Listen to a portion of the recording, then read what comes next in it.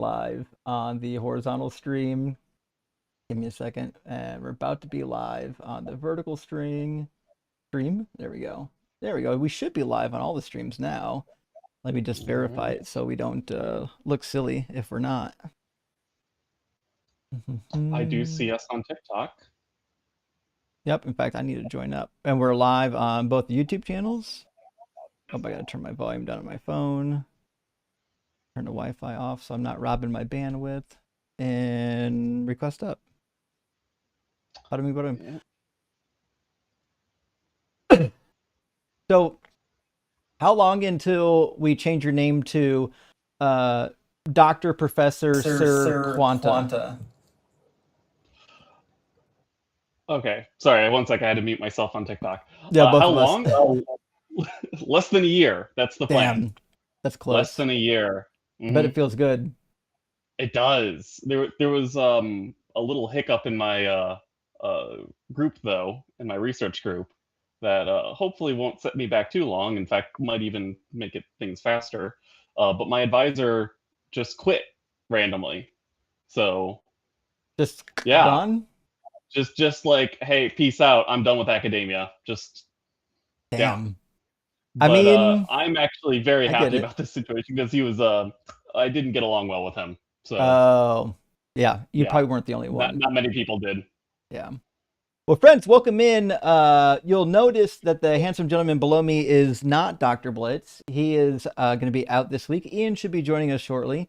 But we're certainly in good hands with Quantonaut. I have to start by making one statement, which is that there was a super chat that came in right at the beginning of the stream, and I had to reboot my computer so it didn't load up. But it's from C-Bar for $4.99. Thank you so much, C-Bar. I really appreciate that, friend. Sorry I had to reboot my computer and kind of mess up some of my feeds, but we should be good to go now. Things happen, for some reason, rebooting a computer does all kinds of magic stuff to it that makes broken things work. But helping make a deconstruct, what's that? Turning things off and on again always works, even like for particle colliders, I've learned. Yeah, that's right. Are they? Well, we'll talk about operating systems in a minute. Helping make a deconstruct. Thank you for the super tip. So I'm ready for the Devil's Trio to educate callers today. We should consider implementing a poll to predict when Ian will emerge each Sunday. Rock hard for Doug and simply what for shared. That's actually not a bad idea. Do you think we could do like a door prize for the? Yeah, it's like if the groundhog sees its shadow or not. Depending on when they come in, it's like 6 more weeks of winter. I think this is the thing to do. Yeah. Oh my goodness. Maybe if you're the one that guesses when Ian will be in stream, we can put your name on the screen as like the winner for the week. I'm just saying it's something we could do. It is a distinct possibility. It's within our capabilities. We have the technology. Nevertheless, friends, while we're waiting for Ian to arrive, the guest box is open on YouTube, Twitch, and on TikTok. On TikTok, just hit the guest request. We'll get you in. Oh my goodness, excuse me. I'm not flicking you off. Sorry, my fingers been in a splint all week. It's hard to bend. But if you're watching on YouTube or Twitch, you can just use the link on the screen, tiny.cc/UA guest. I'm about to say the one for my live stream. Sorry. And listen, you don't have to believe in the Abrahamic God. I know a lot of people do. We got Muslims and Christians in here quite often. Every once in a great while we'll have a Jewish person, but they don't typically proselytize all that much. But hey, we'd love to hear about it, even if you have some weird. In fact, Quantonaut would love it if you had a weird quantum theory about God and the universe, and possibly even how God is made of energy and light, but also in a simulation. It'd be a lot of fun. Oh, you're trying to form my own personal hell. I see this. Yeah. I'm not juicing it at all. I saw somebody say it's not allegedly Ian, it's eventually Ian. Oh, that's so good. Eventually Ian's, I mean, it's accurate, right? Yeah, yeah. When you're when you're as good and as charming as Ian, though, you kind of you get to show up fashionably late, right? Is what it Yep. is. Nevertheless, friends, Texas Panhandler, great to see you. Thank you so much for the super chat. I hope you're doing well.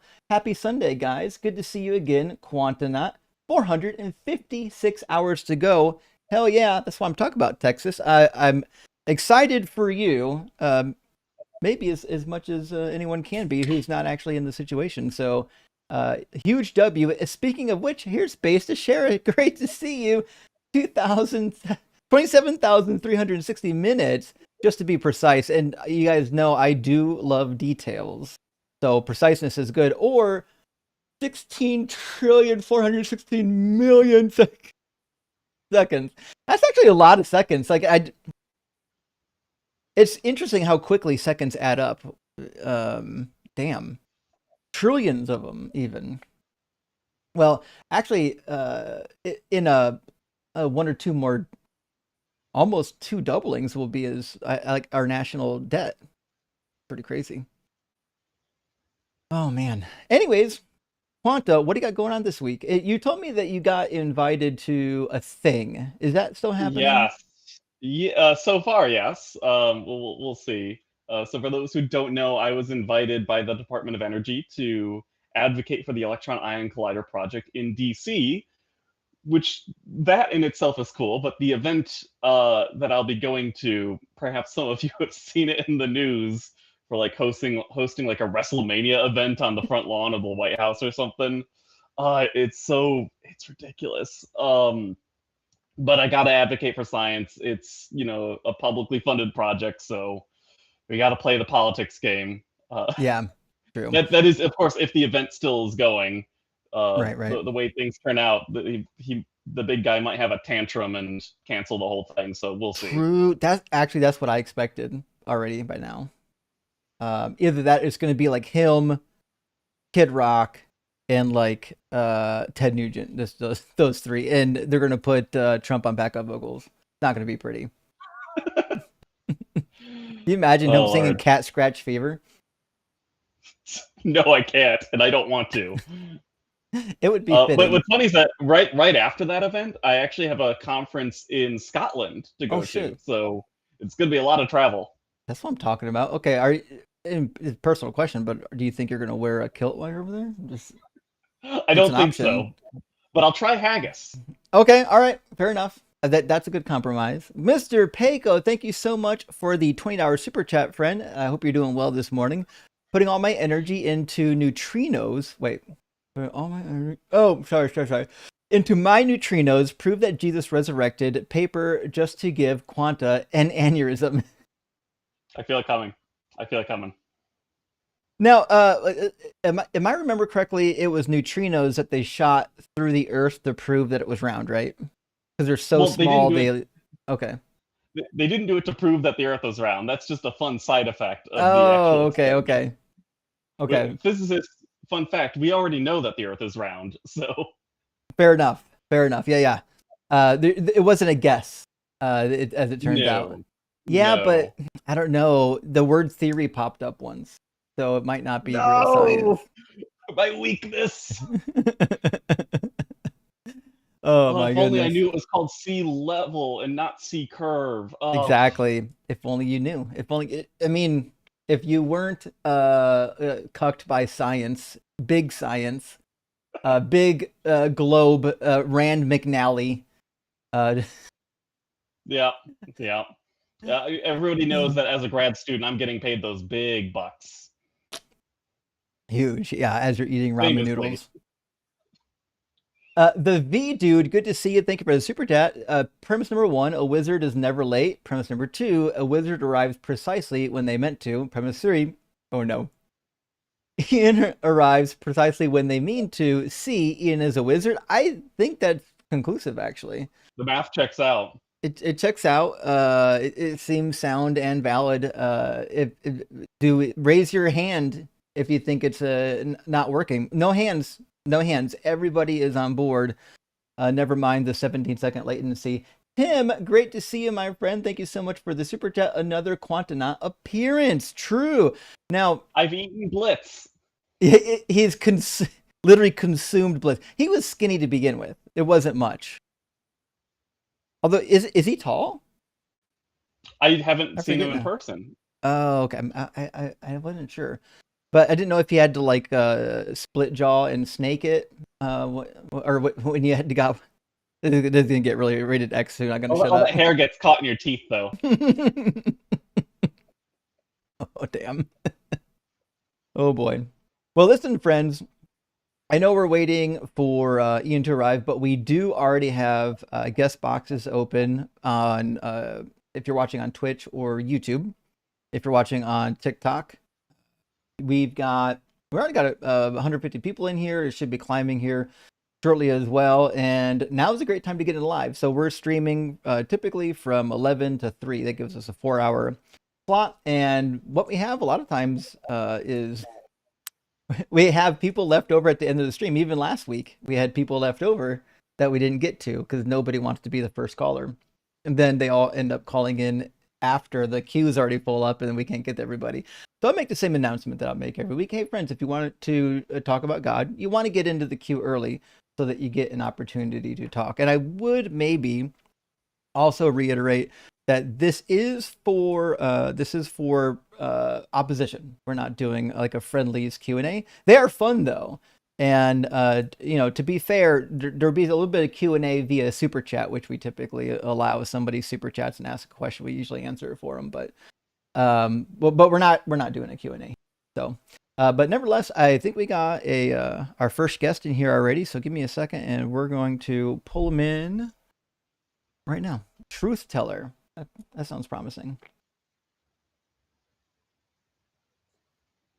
Welcome in, Truth Teller. Are you at least 18? Yes, Awesome. And do you believe in some kind of a god? I believe in God. Sure. Well, which kind?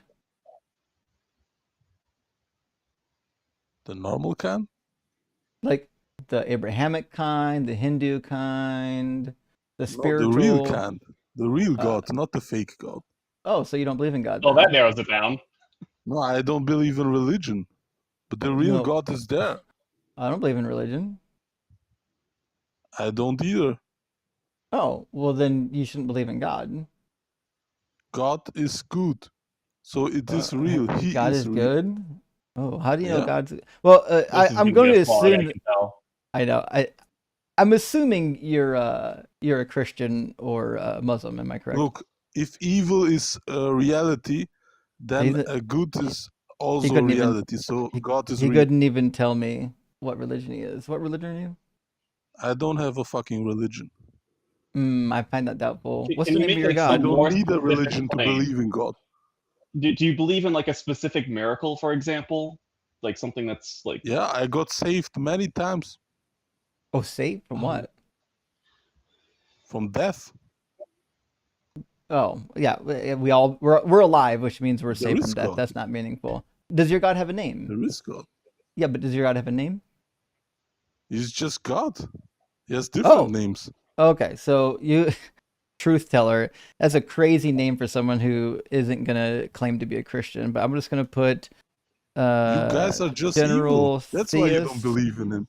Well, how do you define evil? oh, I forgot Because that I I was can evil. smell it. I can see it already. You can smell you're talking. evil. What's Yeah, your I can I did measuring? smell not evil. consent to you smelling me. What's your measuring stick for evil? It smells bad. No, what's your measuring stick or? Yeah, I measure it by how many bad things you have done. Oh, how many bad things have I done? I don't know. You look like a guy. So you Not a said I'm trustworthy bad, guy. and you know bad by how many bad things I've done, but you don't know anything Yeah, about me. So you don't know I'm bad. Then you lied. I can smell evil. I can You can see. smell me, Why are you yeah, Yeah, through sniffing the guys, internet. man? yeah. I I did can not see it in consent your to like eyes. getting This sniffed. is This this is is I painful. weird. can This is see it in your goddamn eyes. God, is this like a, there's a no kink God. thing? Like I don't shame, but I think like it is come on. actually. Oh, he already ran. He Oh just can't. wow. That's all he came for. Oof.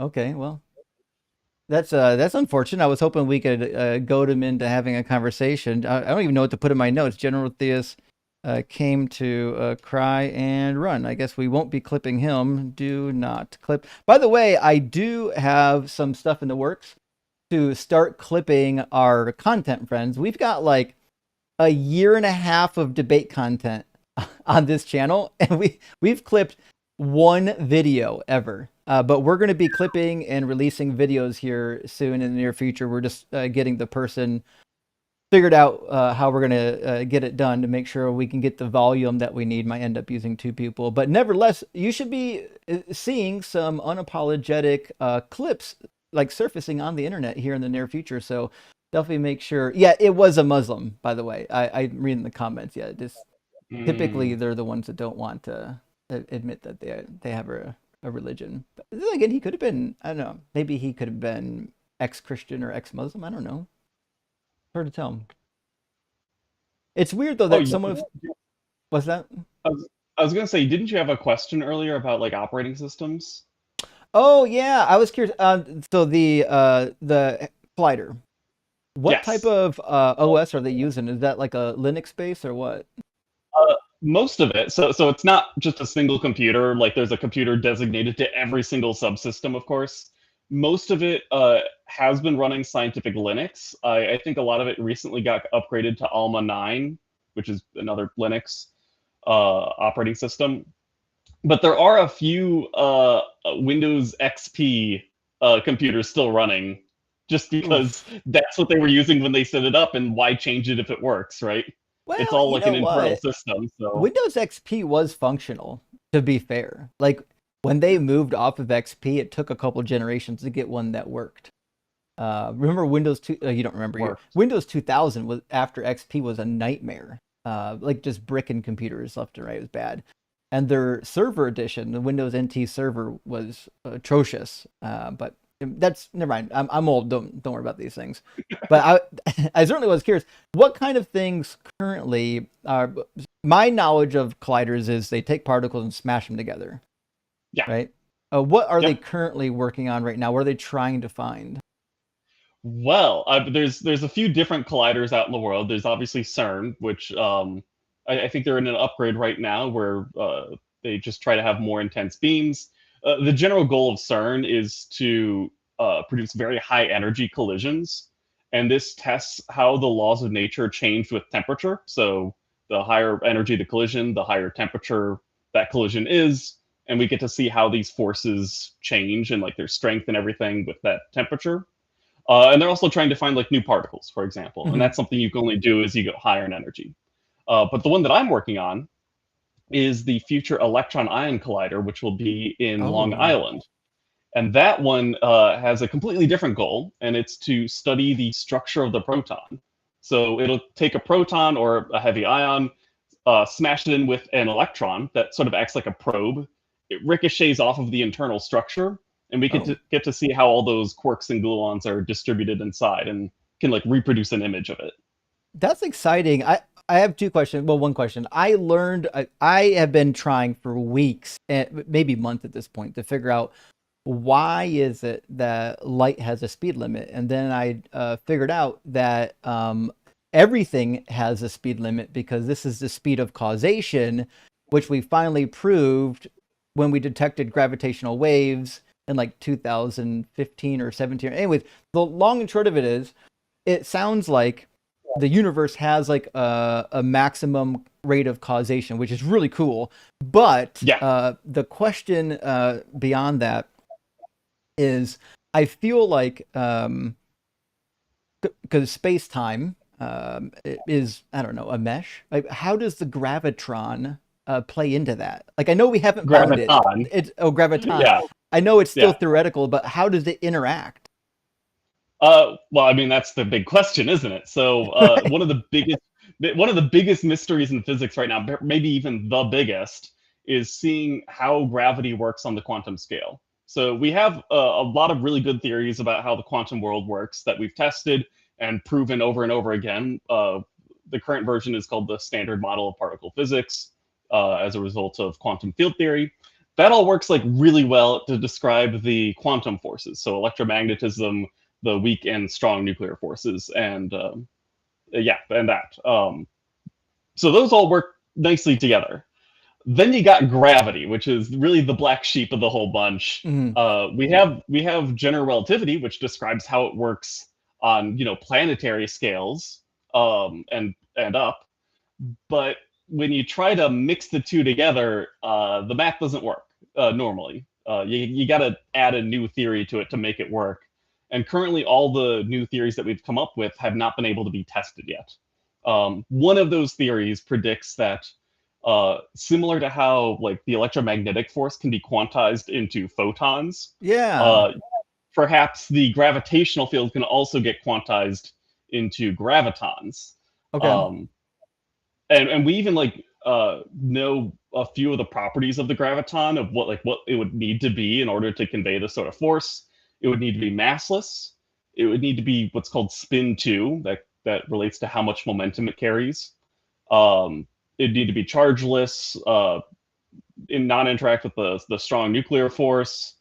Yeah, basically that. Okay. Perhaps Blitz could go into it a little bit more detail, since he's the gravity guy and I'm the strong nuclear force guy. Okay. Well, eventually we're gonna have some questions. I'm relearning. So I was in school back when you had to put your feet through the floorboard of the Flintstone car to stop it. So I'm relearning a lot of like electricity on the atomic level because I'd never used it in my real job. So you might have heard that protons are made out of three quarks. Does I, that sound familiar? I've heard of the quarks, but I don't know how many yet. I'm just now learning some stuff that I didn't learn way back when. Yes. So one of the big things that we're learning now, is that we used to think that protons were just like three quarks, two up quarks and a down quark. But we're finding out more and more that there's a lot more to the picture. There's like a whole ocean of quark anti-quark pairs and gluons that are just messing with the overall properties of the proton. And so that's what Sure. we're studying now. Oh, interesting. We'll have to have some offline conversations. Yes. I'm interested right now in this particular thing, but I won't take up too much time for the audience. Friends, we are waiting on two things. Well, we're not really waiting, but we're waiting on a guest for sure. But we're also going to have Ian here shortly. Ian is obviously waiting for an acai bowl, which is to be expected. And then hopefully Ian will get here before any Phil Bros call in, because Quanta, on a scale from 1 to 10, 1 being the least interested and 10 being the most, how interested are you in doing philosophy today? I'm at like a 5. Like I Oh, can certainly hold my own. I'm interested in the field of epistemology, okay. and like the philosophy of science, of course. Oh, hell yeah. Um, so yeah, I actually have a few. There we go. Yeah, I got a few philosophy of science textbooks right here. Oh, that's what's up. Okay. All right. We'll have some fun today. Furtive Patach, good to see you, my friend. Powerful start from the callers. I know. Thank you for the super chat. And I'm a little bit shocked by how weak the Christian calls have been recently. Um, I was under the impression that Jesus said during the Olivet Discourse that you don't have to worry about what to say. In fact, if we go to Mark 13, he explicitly tells you when they drag you in front of the courts and question you, what, don't worry about what you will say, because the Holy Spirit will put words in your mouth, right?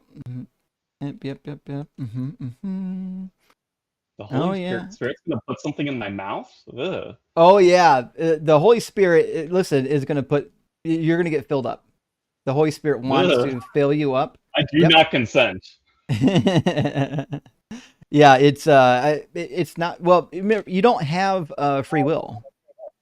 So I mean, I don't know if you actually have the choice, right?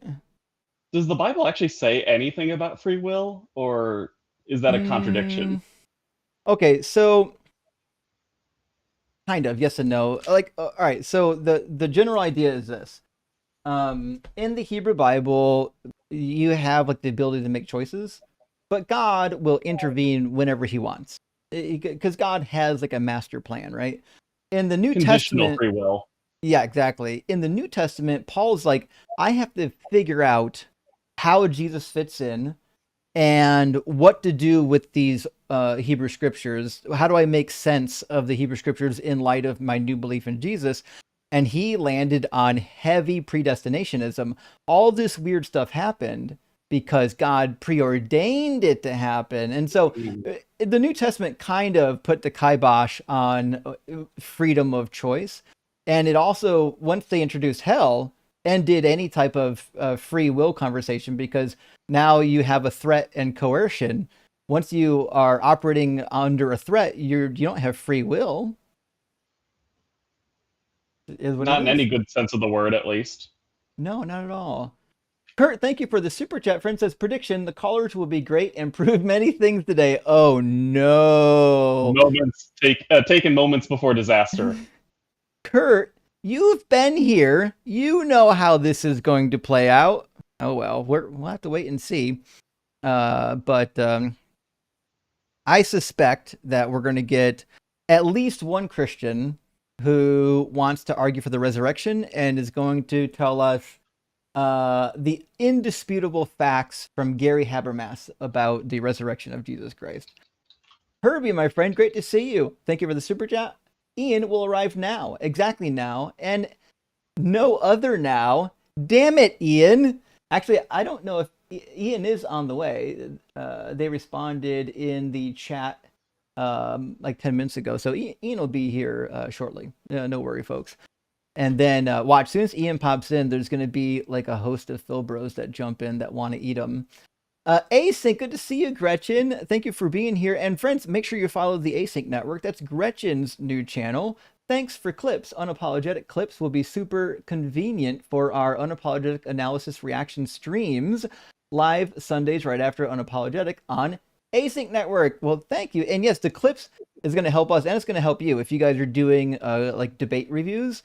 The clips make it way easier than trying to like scrub to the right part in the conversation. That's on a 4-hour stream that could be difficult. And Simeon Urchin, good to see you, buddy. Team Loop Quantum Gravity, and I don't know what that means, Quanta. What's that mean? That's one of the theories of how gravity works on the quantum scale. Okay. It and string theory are like the two major ones, to my understanding. See, I was under the impression that string theory was not taken very seriously yet. Am I wrong? So, okay, it's definitely taken seriously in terms of like it being mathematically sound and valid. Okay. And it is like an elegant theory too. Like a lot of consequences naturally fall out of the theory as a result of the math. The issue is that it's currently untestable. And in science, Right.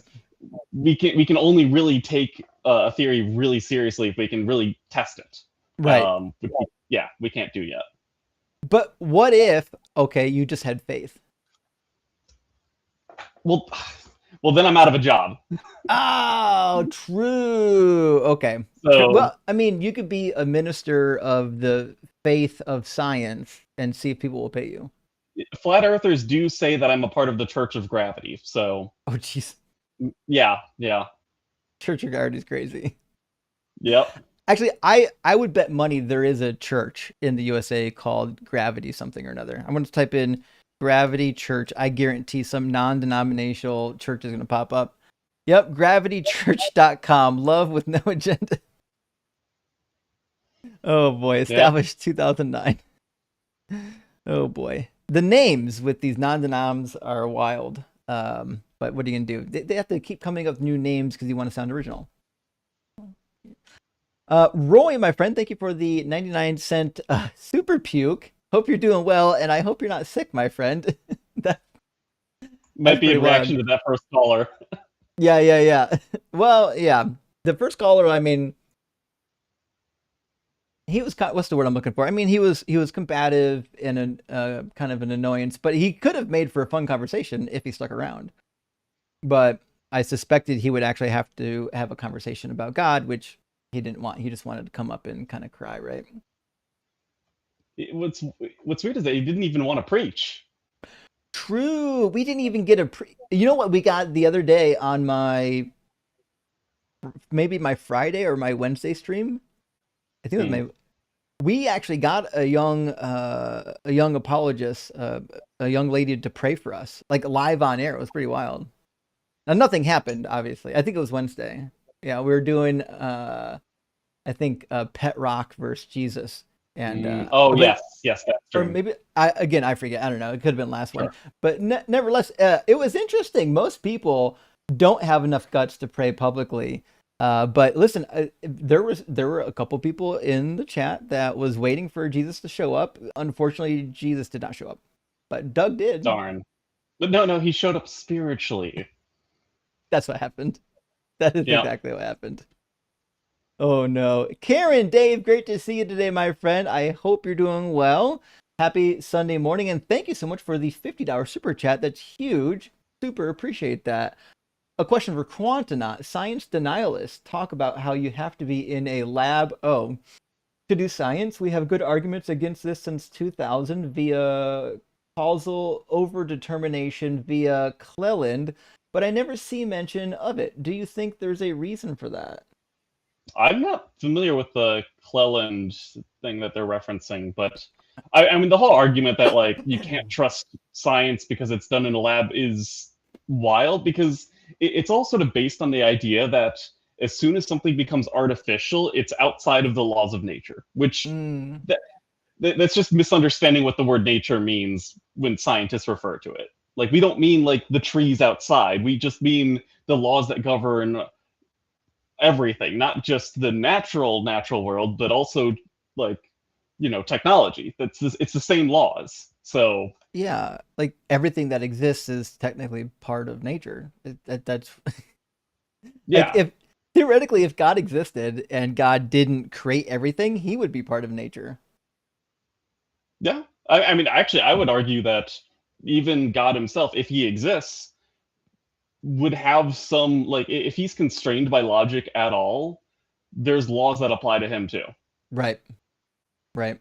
I've often thought about the gods of like Plato and some of the others.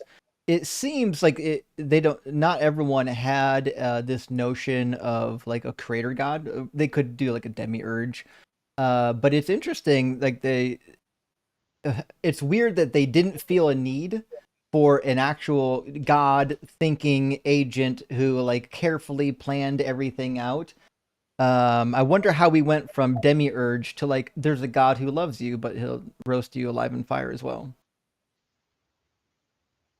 Now, could you actually define demiurge to me? Because I've heard you guys use that word a few times, and I've yet to hear it like properly defined.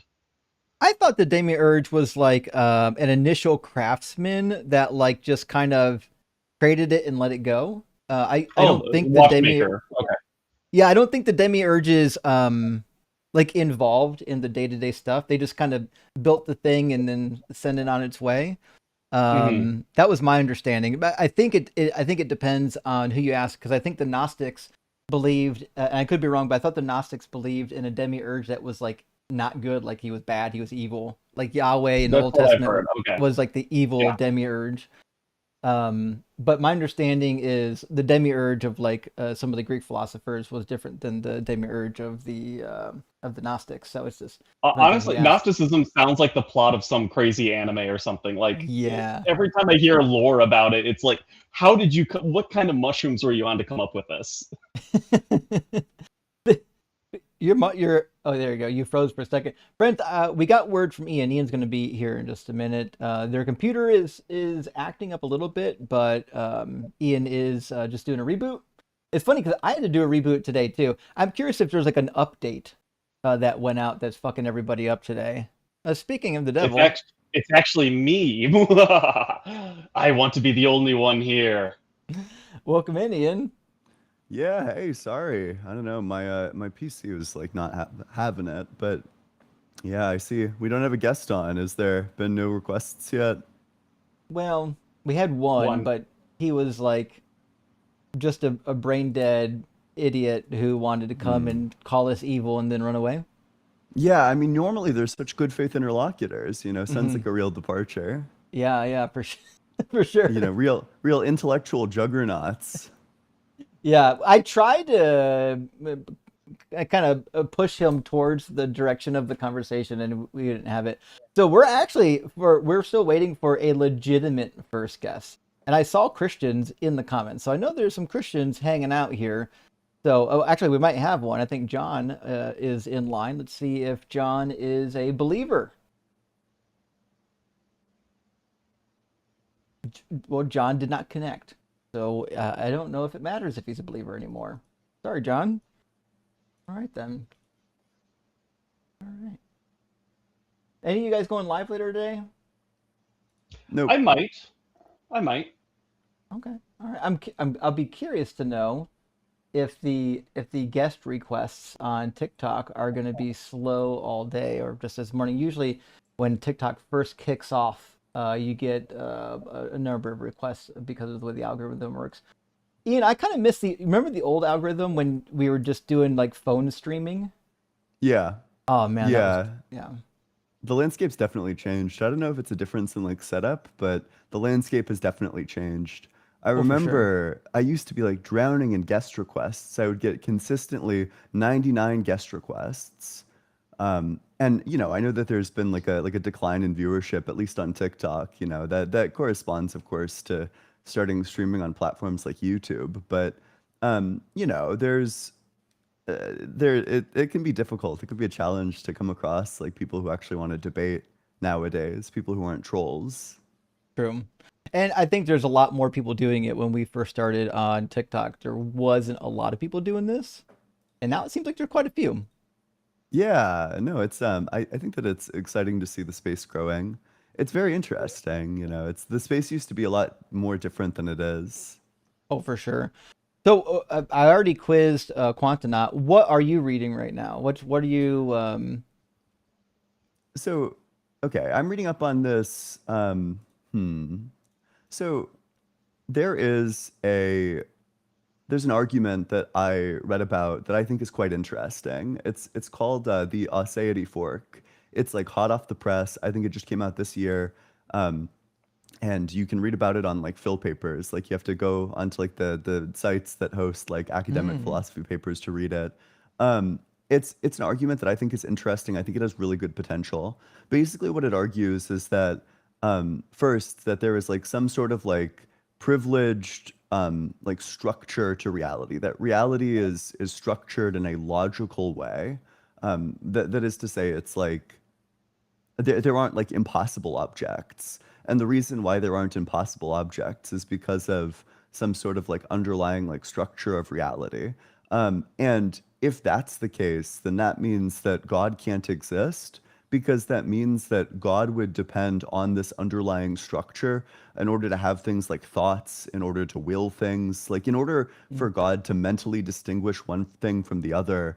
If this structure exists, then God depends on this structure in order to do any of his stuff. Which means a couple of things. It means one, he lacks the property of like ultimacy. He lacks aseity. He's not an ase being. He depends for his existence on this like underlying manifold.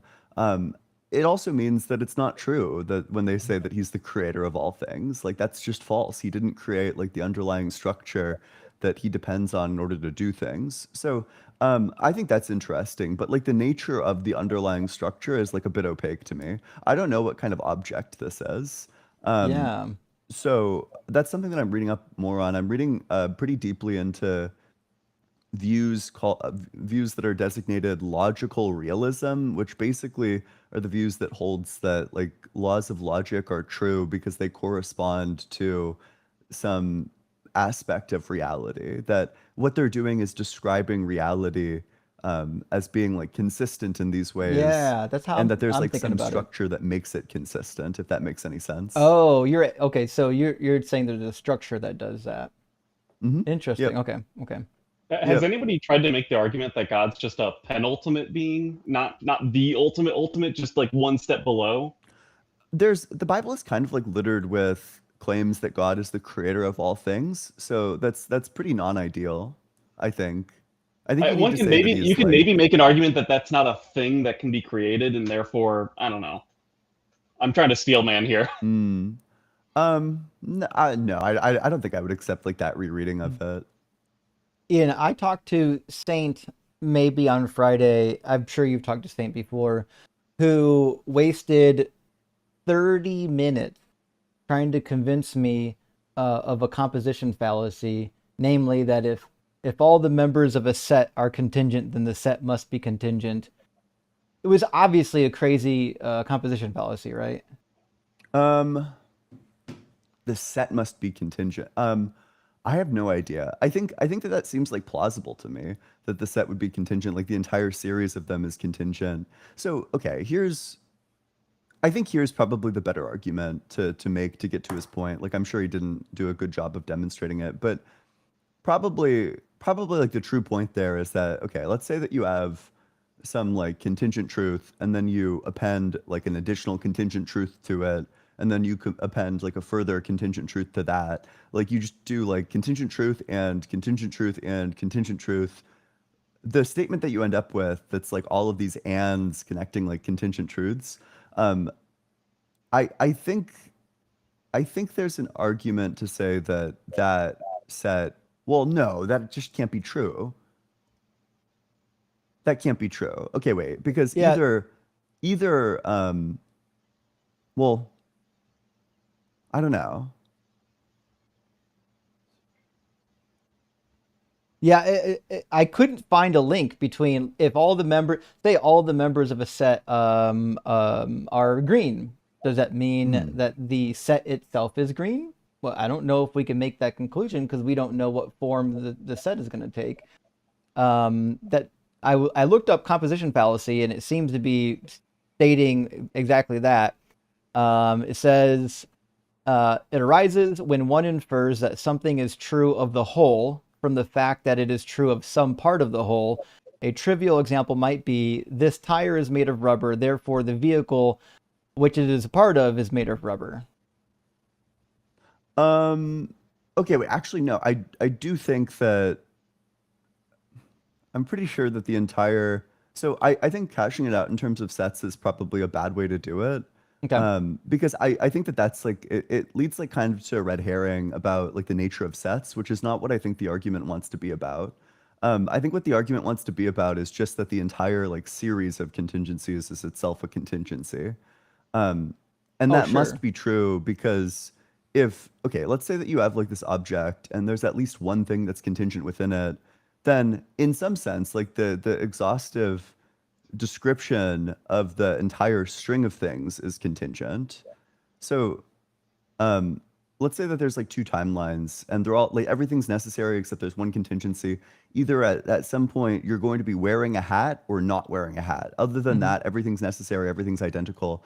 You'd probably want to say that the entire timeline, like the entirety of the series of events then is contingent between the series of events where you're contingently wearing the hat versus like the series of events where you're contingently not wearing the hat. So I think that that might be true if it's talking about like contingent events, if that makes any sense. We'll talk about this in a while. We got to guess, but it actually was.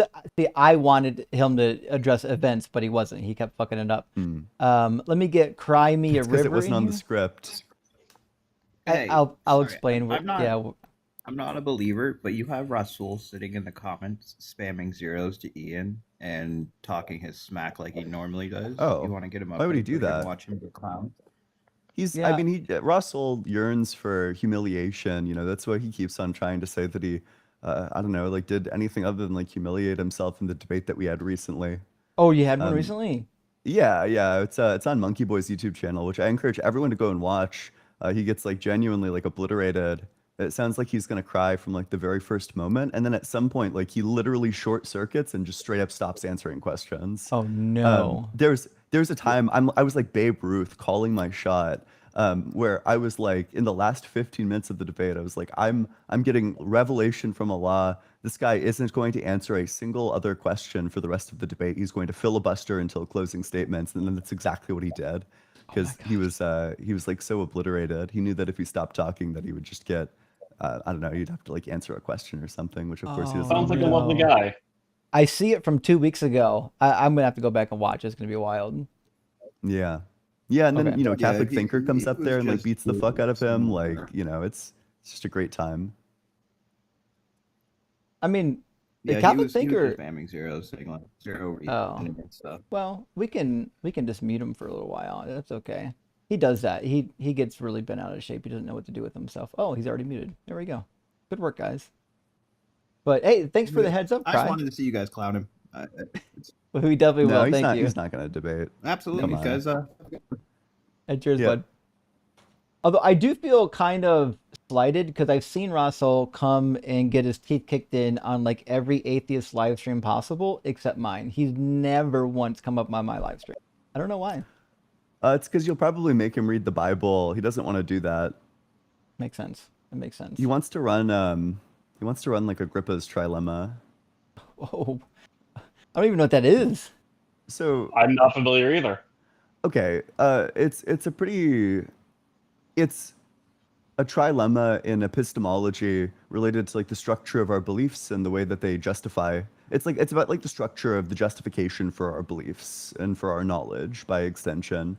So it basically claims that knowledge is going to decompose into one of three structures. That either it's going to be a structure where the beliefs justify each other in like a circle, like there's like a sort of like mutual dependence for justification, which the uncharitable reading of that is like circular argumentation. The more charitable reading of that is that you take like the base unit of knowledge to be like the entirety of your worldview. And then if your worldview coheres, then it's justified. But if there's like some sort of contradiction, some sort of incoherence there, then it would be unjustified. So that's one of the options, is that things will end up being circular. The other option is that things will be foundational. They'll like bottom out in axioms. Some sort of like beliefs that or they don't necessarily need to be beliefs, but like something that gives justification for belief that itself doesn't require justification. So maybe you want to say like intuitions or something like that, where if you intuit that something seems like the case, that you're justified in believing that that thing is the case, but like an intuition isn't a belief. Right. It's more of like it's like something else. Almost like a and then reflex or a reaction. yeah, Inclination, maybe. yeah, exactly. Yeah. And then the third one in the trilemma is the infinite regress of justifications, which I know that there's at least like some defenders of it, although I've never looked too deeply into it. It seems kind of silly. Maybe it's fine. I have no idea. Okay. Shouldn't one of those be like the denial of an axiom is itself self-defeating, so therefore you have to take an axiom? I think that would probably be foundationalism. I think that that's the most plausible form of foundationalism, is going to be the type of foundationalism that holds to axioms. But basically what they say about axioms is that what makes something an axiom is that it's literally indispensable, that you can't get rid of this thing even if you want to. If you have any belief at all, you're going to have this thing. We've got some super chats, friends, and maybe we'll read a couple of super chats until Russell gets enough spine to request up. Until then, the guest boxes are open. If you're watching on Twitch or YouTube, their link is on the screen, tiny.cc/UA-guest. We'll get you right into the queue. And if you're watching on TikTok, you just hit the guest request button like normal, and we'll get a conversation going. And speaking of which, looks like we got somebody up already. How you doing? Is it Mouse or Rat? Mouse. How you doing, Mouse? I'm pretty good, man. Guys, you guys don't think that God is real? Nah. Should we? But like, okay, should you guys? I mean, I don't know about any obligatory statements, but I'm just a little confused on like. Do you think he's real? Yeah. That was a long pause. Any particular one? It wasn't that long. Nah. Okay. But I think there has to be some sort of God. Why is Like, that? Why? I mean, think about it like this, right? Like, listen, guys, the world and our universe, there's just no way that like no one created it. Like, lock in. Like seriously though. Listen, I know you guys. What makes you think that? What makes me think that? Yeah, like when you look to the world has all these features. Which of those features makes you think that it must have been created? Just because of how complex it is, I don't think that there can be complex creations without like some sort of intelligent mind. Like that just seems like complexity. that just Isn't frustrating to think complexity of. usually a sign that it wasn't created? because intelligence usually makes things more simple, right? Simplicity How? is a sign of intelligent design, right? Like the Nah, fact that like so much of our DNA is essentially junk, that doesn't tell me that it was created. What would tell me it was created was if like our DNA was like all essential, it had no junk bits at all, and every single bit of it had a necessary reason for being there, and nothing else is there's no extra fat. well, are you That calling would it? Are tell you me calling there. it? Are you calling like the? I don't know which DNA you're in reference to, but that's arbitrary. Are you just saying that it's junk because you don't have, like, you haven't found a sufficient reasoning for it?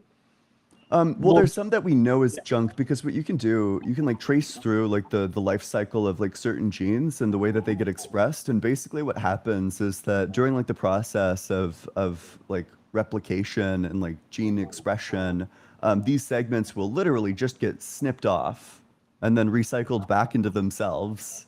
That doesn't do Okay. anything. It's just like a waste of energy. Well, I'm not a, biologist. I don't really know about that, but I mean, I want to attack the thing that Quanta Nut said about how intelligence creates simplicity. I would say that I think there's a difference between like finding simple reasonings or rationalizations for things, but I don't think that like in and of itself removes the complexity of the actual thing. Like for example, I'm just referring to like things that add complexity but with no sufficient purpose for being there. So like junk DNA is I one. don't really know Perhaps what like you're. the pelvis of whales. The fact that whales have a pelvis, that doesn't need to be there, right? They're not using it. Okay. Yeah. Some Okay. snakes still have like a clawed feet inside of themselves. Okay. Yeah, So I mean, like, why would an intelligent creator do that?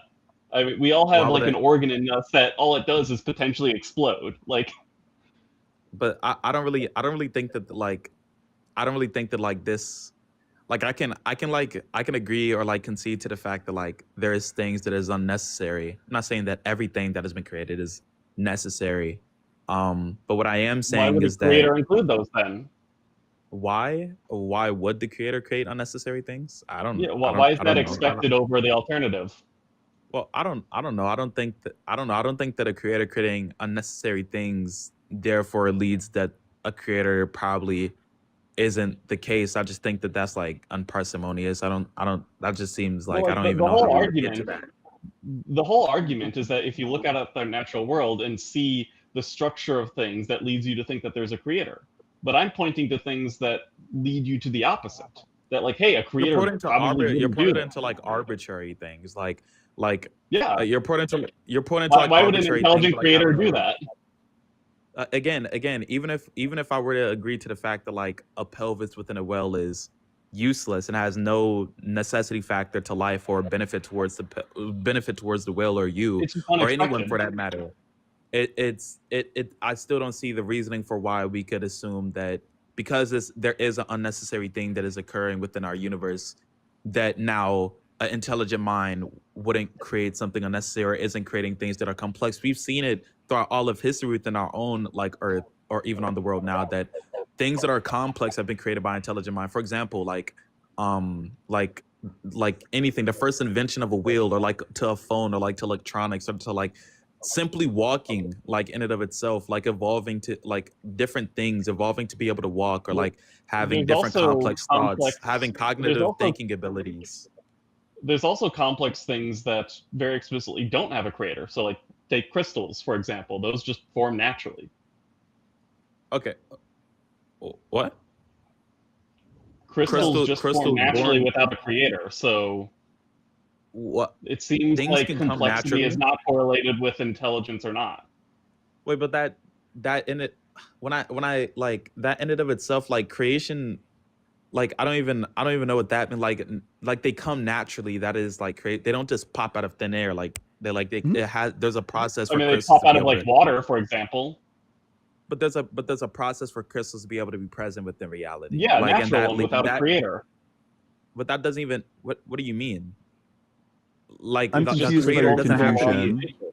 a creator, a creator doesn't have to be like some sort of conscious entity. The creation process, like I don't know how Wait. crystals are created, Wait, but did you like just say that the creator is not conscious? no, I said a creator doesn't have to be like a creator of something doesn't have to be conscious. Like for example, like there could like I don't know how crystals are made, but the creation of a crystal, there can be a like multiple or a singularity of a creator or creators that could make a crystal. Like chemicals could be creators of other things. Like Sure, that's what I'm saying. that's Creator all doesn't have fine, to be but like okay. So here's I think what the core problem is that your claim is that complexity requires an intelligent creator. So because of the usually. complexity of the universe, we should. I don't even Well, think you. complexity I don't even usually. think we would grant usually, right? Like the universe is huge. There's only intelligent creators on part of it. So if we're approaching the evidence from that perspective, then the majority of the universe is not composed of things that were made by like intelligent creators. Wait, hold on. So you're saying that if we look at the universe, maybe I missed the first part. But how are we coming to the conclusion that most things aren't created by by an intelligent individual Because there or an aren't life intelligent forms substance? out there. There are processes. There doesn't have to be life forms. There could be there could be process. That's what I'm in reference to. There could be like But processes complex aren't like intelligent. What? No, but they're complex though. Yeah. The processes that I'm in reference to. I'm saying that usually when we have complex things or complex like This sounds like things an in general, unfalsifiable thing. it usually comes from some sort of intelligent individual or intelligent concept, right? Because usually based off of what I've viewed and what I've experienced, we don't complex things don't just pop out of thin air without having some sort of process or some sort of Mouse. schema. It sounds like you're forming yourself an unfalsifiable stance where you're saying that both like complex things require creators, but also as a result of that, anytime you see a complex thing that doesn't have a creator, it's actually just more evidence that it was created. Do you see like the circular reasoning here? I don't think that's circular, but I don't. You brought up how the diamonds, I forgot what you said, the crystals are forming and how they don't have a creator.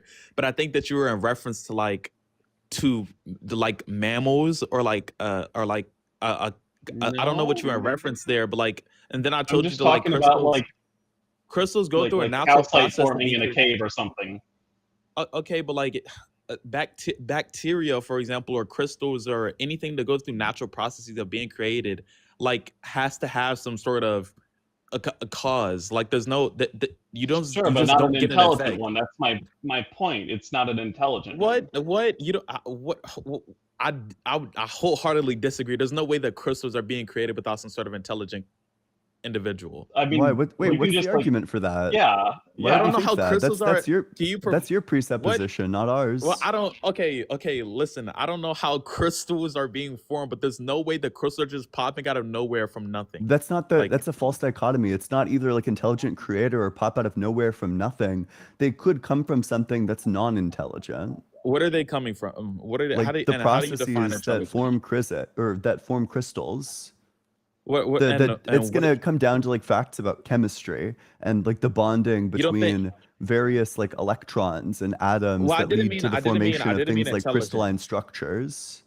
I blundered. I didn't mean intelligent, but I meant to say complex is what I actually meant to say. I don't think that things could especially like when we're talking about natural processes such as crystals or bacteria or anything else that comes to be the case, that it comes from something that isn't complex.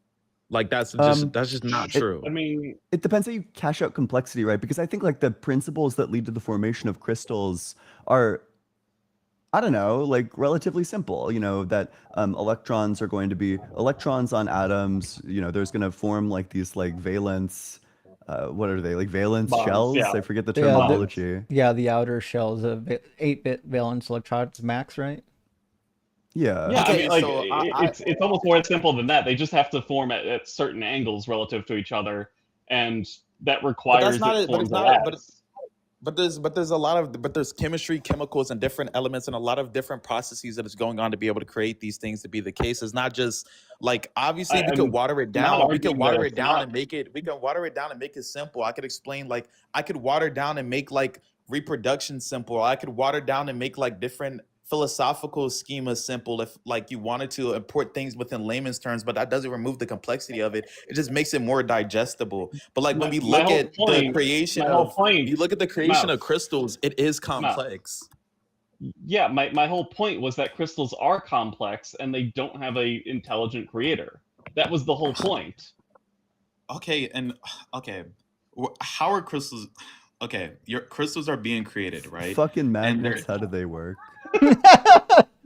okay. Listen, these crystals, okay, right? Yeah. They're being If you created. go to right? a chemistry class, if you go to a chemistry class that tells you how these crystals are formed, not a single step in that process is going to involve an intelligent creator. Okay, okay, and real quick, how would you guys define intelligent? I don't have like a I have no idea. Sounds difficult. on-hand definition of. I don't have an on-hand definition of intelligent, but Hmm. I would say a creator. You guys do agree that a creator doesn't have to be like what's the word? So Like something a creator is just someone who creates something or something that's created something. I think a creator would need a mind, and that's the thing I don't grant. I would say No, I think I the think key it- difference sorry. between the creator that you're talking about and we're talking about is, again, it needs a mind, because I think the act of creation requires intent, and you need a mind for intent. Hmm.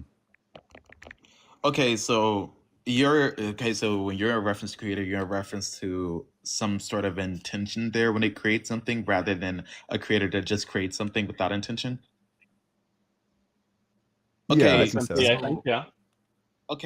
okay, so and how are we grounding like intent? Because again, I already said like even if I like Grounding? we're like how are we like getting to this basis of like something having a 10 and something not having a 10 when they're being a reference to creating something?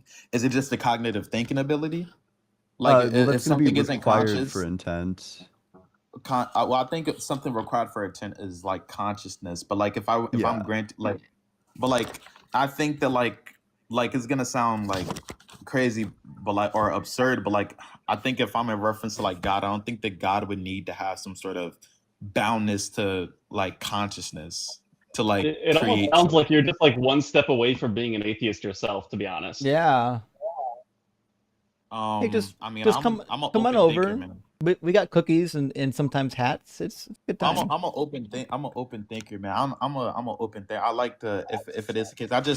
I haven't really I haven't really found or have gotten to the case where I could believe that like it's just when I look at like what we're existing in, it's just everything seems very complex, but it just I haven't really seen any reasoning to believe that there, especially with what I've experienced within the world, most cases are usually on average when something is complex, especially as complex as the universe that I'm present within, that it comes from absolutely nothing, especially something without intent. That's not our claim. Like, We don't yeah, think it comes from absolutely nothing. Yeah. It seems like all you're trying to argue is even that without complex intent. things have complex causes, which isn't necessarily true, but even if it was, like, I don't necessarily think that that's incompatible with atheism. Like, you can just don't think say that the universe was caused by something complex, not necessarily a thing to add a mind. but so it's just it's sort of a hard thing to wrap my brain around, that to come to a conclusion that like nothing without intent was able to create like this thing that I'm present within or the reality Well, that it I'm seems in. you already grant the fact that complex things can create other complex things without a mind, right? Like for crystals, for example, it's a complex process, but it's a complex process that doesn't have a mind. You already grant I think that. there's different levels of I think there's different levels of complex, right? Because like obviously I think complex, like something's more complex if there's more like there's more like what's the like talking points, like I'm trying to find the word that I'm in like that I'm talking about, like something's Because more if complex. you actually investigate science and you see like the complexity of nature, you'll find that most of the complexity of that thing doesn't seem to actually serve a purpose, like for any specific goal. So like the sun, for example, it produces a lot of different kinds of radiation. A lot of that causes cancer. Like that doesn't seem to be a goal that would be oriented with any god. So Yeah, the universe is very detailed, but I wouldn't see that as evidence that it was created by an intelligence. So okay. So another thing that I'm also referencing is I also think that when you're a reference to like intention, right? I could say that the crystals are created and are complex without having some sort of um a creator with intention to have this to be the case. But I don't really see how y'all are like proving that. You know what I mean? I like the things that create the crystals obviously like have the intent to Wait, create it. Like proving what? taking Because chemistry class, really. I mean, bro, I wasn't taught about crystals, low key. Is there like some But topic that you were taught about that you do understand like the process for how it comes to be that we could talk about? Like we could take it as like an example. I mean, we could talk about I like life, like life, basically, like how like I think that like when an individual, I'm saying like a lot, my bad, but when I like you know how when an individual is like being like created inside of the like inside of the woman, like that creation process The has the womb. intent to create a child. Yeah, it has that creation process has the intent to create the baby, but like I think what Ian was it's getting at is not. that do you have a process that like wasn't obviously created by a conscious creator that we could Well, talk I about? just want like a good Yeah, example of like like a a person baby that being created in utero by sperm and stuff yeah, like well that. They're not we have conscious. yeah, that's not like an intelligent process that's going on there, but it's like very complex. But Yeah. it's complex, and the system that is going to be able to make the baby is with the intention to be able to create life. With the intention to create. I don't think that your bodily organs, other than maybe your brain, have intention. I think a lot of Yes, people get right? pregnant without Yes, intending to. yes. Your heart. I'm not. Your organs have intention to do things. Like No, your no. reproductive organs are like, dude, Do you? their I I intention think is we're don't to think talking that. reproduce. past each other. When you say intent, do you mean like a purpose? When we say intent, we're talking about like the mental state of you like mentally intending to do something. I mean, I've I'm heard of talking people like thinking with when I their say genitals, intention, I'm but in that's not reference to a like literal. intention. I'm in reference to like something doing something with the word purpose, like, of the case. Like, I don't know how to like intention, Okay, like, when we speak of intent, we're speaking of like a mental thing. So we're probably just talking past each other. oh, okay, well, if you're in reference to intention within a mental state, I don't think that intention is like has to be like denoted down to like a mental state, because things have intention without having mental states. Like what? That's my whole point. Not, yeah, for example, like reproductive organs. Okay, so I take intention to be something like, I take intention to have like an aboutness to it. Like when you intend to do something, there's a thing and you're acting, and that act is like about something. It's like towards something. Hey, it might be helpful to pull up the dictionary definition on this one because I think it speaks Okay. exactly to what Ian was saying. The definition that I got is just going to be really simple. Intent refers to the mental purpose, plan, or objective behind an action. It means acting with a deliberate goal or meaning rather than by accident. So it does require thinking capacity. So okay. And okay, so I'm a little. I don't know if I would. I don't know how I feel about. I don't Maybe know how for I feel example, like about that a definition, because to things give you do like an things. example, maybe a baseball by itself doesn't have any intention. It takes a person, holding it and throwing it to give it an intention of, hitting a home run or whatever. Okay, but But like, like by okay, itself, I the ball agree. does not have attention. I agree because it's inanimate. I agree. That's an inanimate object, right? That was And so are crystals. created. Well, crystals were created as well, but like that's the thing. We're using like these are inanimate objects. I agree, but when we're talking about like complex, complex like things that aren't inanimate, or like complex things that like have some sort of processes, or like it's I don't know. It's like because when you're saying I'm that still not okay, entirely these sure things how you're don't. defining complex.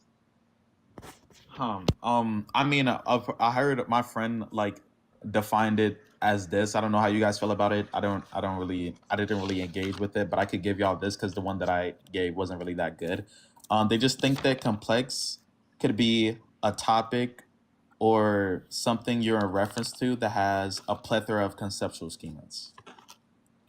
I don't really know how you guys feel about that, but that's what they denoted complex to be.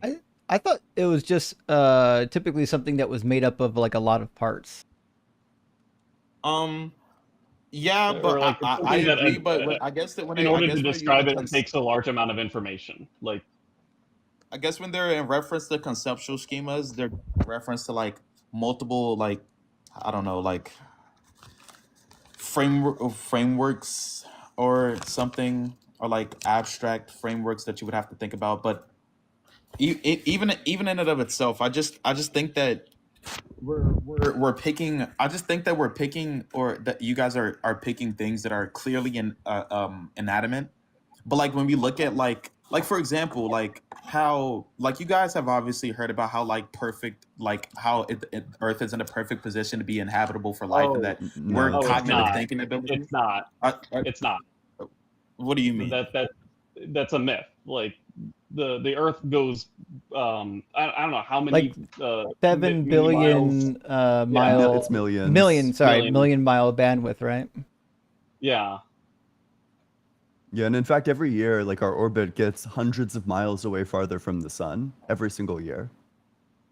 But over the yeah. course of a single orbit, we are getting like millions and millions of miles closer to and farther away from the sun. We are not in like the perfect position. There's quite a bit of variance that could take place, and we would still be fine. The I was moon's also thinking. changing its radius of orbit.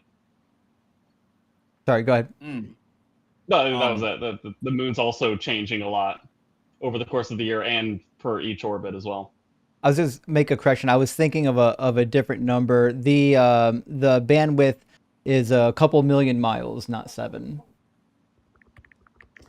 Um, I will okay. Well, I'm not really more knowledgeable about how like that is, but I was just in reference to it. Like, I also have to go. I thank you guys for talking, but it was really insightful. But Well, thanks for coming up, I man. was yeah. Thanks. You guys have a nice day. Cheers, Yeah, you you as too. well. Yep. Nice young man. Friends, we're going to read a couple of super chats and we're going to get Daydream clearly in here. Currently, our YouTube queue is suspiciously empty. By this time in the live stream, we usually have some folks populating. So if you are watching on YouTube and you want to come up and talk about your God, hey, now's a great time to do it.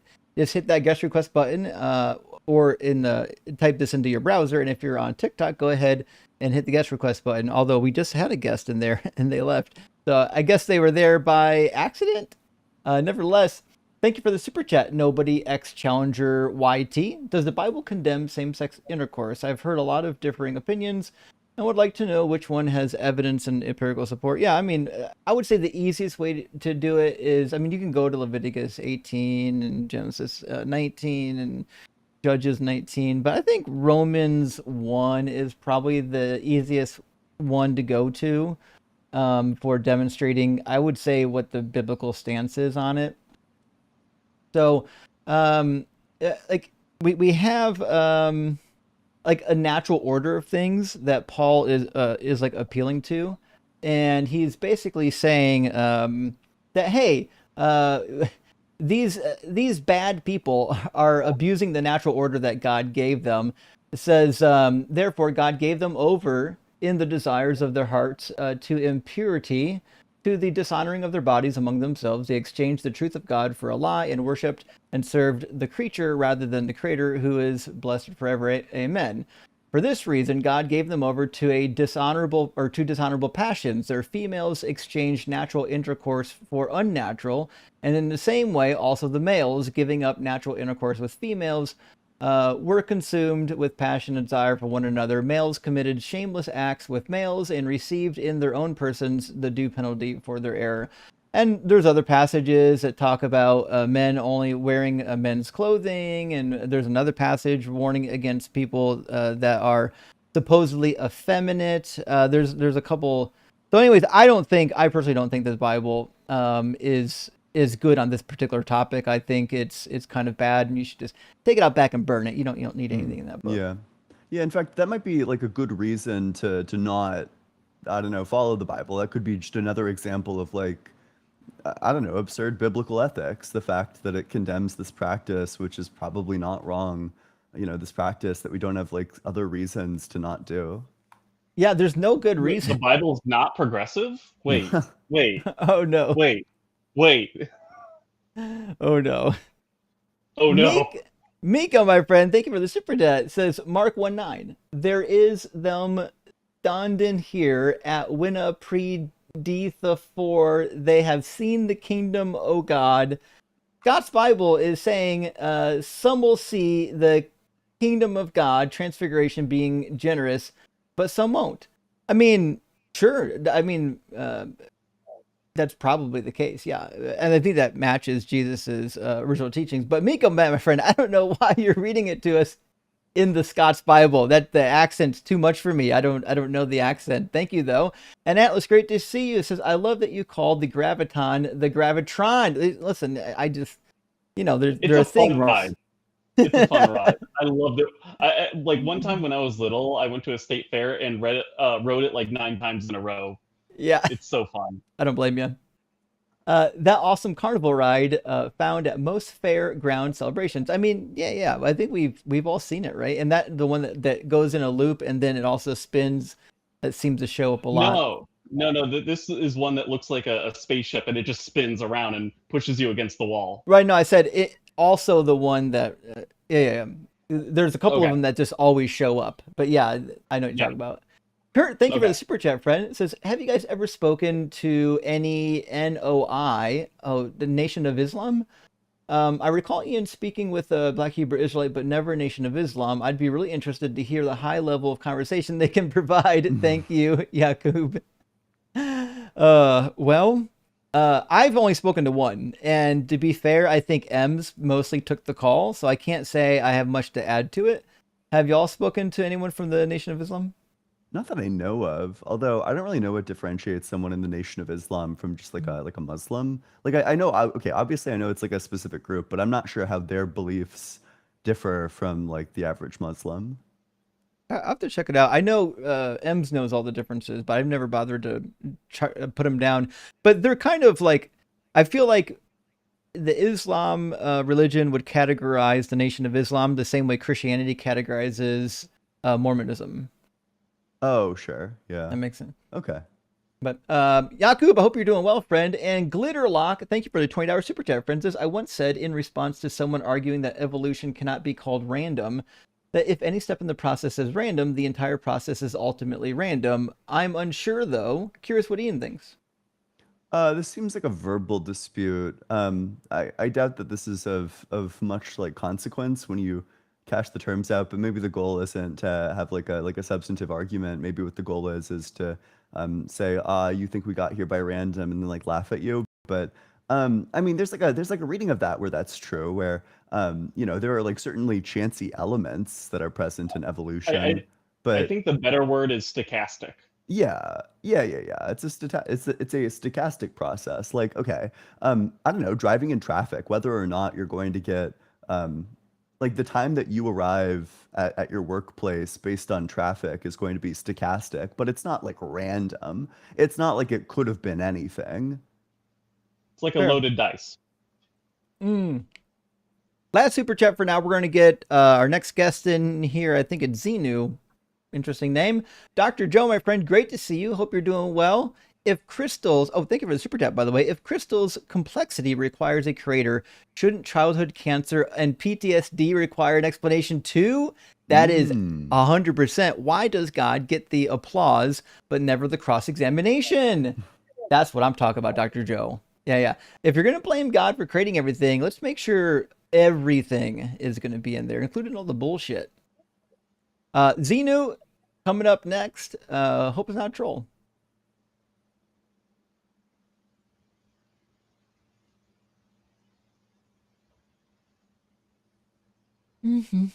Loading Dots of Doom. I see him here. Really? On my end, Xeno's not connected yet. Xeno, can you got hear one us? as well? There we go. Now I can Oh, hear there you. we are. Yeah. Welcome in, Xeno.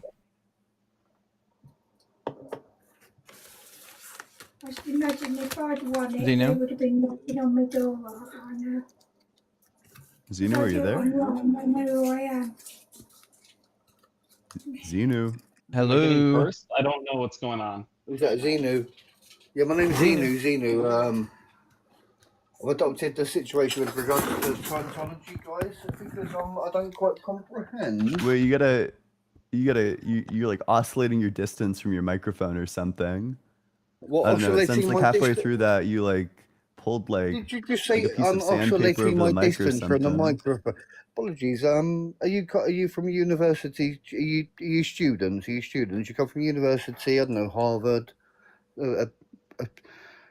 You know, an What is this? undergraded variation of a university. No, nowhere of import. But do you believe in God? Yes and no. What? Nice. W. What? Instant contradiction. Love it. That's my goat. So let's be bluntly honest, here, guys. I come from the United Kingdom, and I'm a Catholic. I caught like half of that. What? Okay. Exactly. Which God do you believe in? The one who lets me go to heaven. I think I heard him say Catholic. I think so. Yeah, okay. Yeah, I believe. So I believe Mary. in God. You worship Mary? Mary. I was To asking. be fair, she. Oh, yeah. What's that, Mary? I tell you now, do you want a quick story, young man? She likes coffee tins, right? She's a normal lady like myself. I'm a normal chappie, but this lady, one day about 6 months prior, we were around the house, and she's pulled out a coffee lid off a Tuesday, I Kenko think. tin. I think And it's she This, said, this "Oh, has to Tuesday. be. This has to be a troll. This guy's like laying it on thick. Yeah. Yeah. I think I'm so. gonna get a bottle of water. Guys, don't disregard your superior being. Right? If you want me to be a Okay. Yeah, All yeah. right. I apologize. Guys. Whenever you see a challenge, you always go, "Oh, this guy's got to be a." All right. So we'll get the troll out of here and move on was to like next. I was struggling to keep it together. Like, Pretty obviously a troll. Yeah. Yeah. No doubt for me. Let's get Perspecticide. That's a name in the conversation. Oh, wrong button. Let me try this again. Scene option, scene 2. There we go. Perspecticide. Can you hear me? Got some background noise there. Perspecticide. Are you there?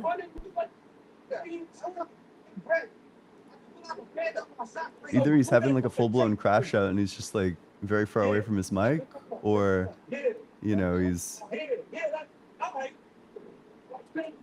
having like Watching a sporting conversation. event? Yeah, that could be.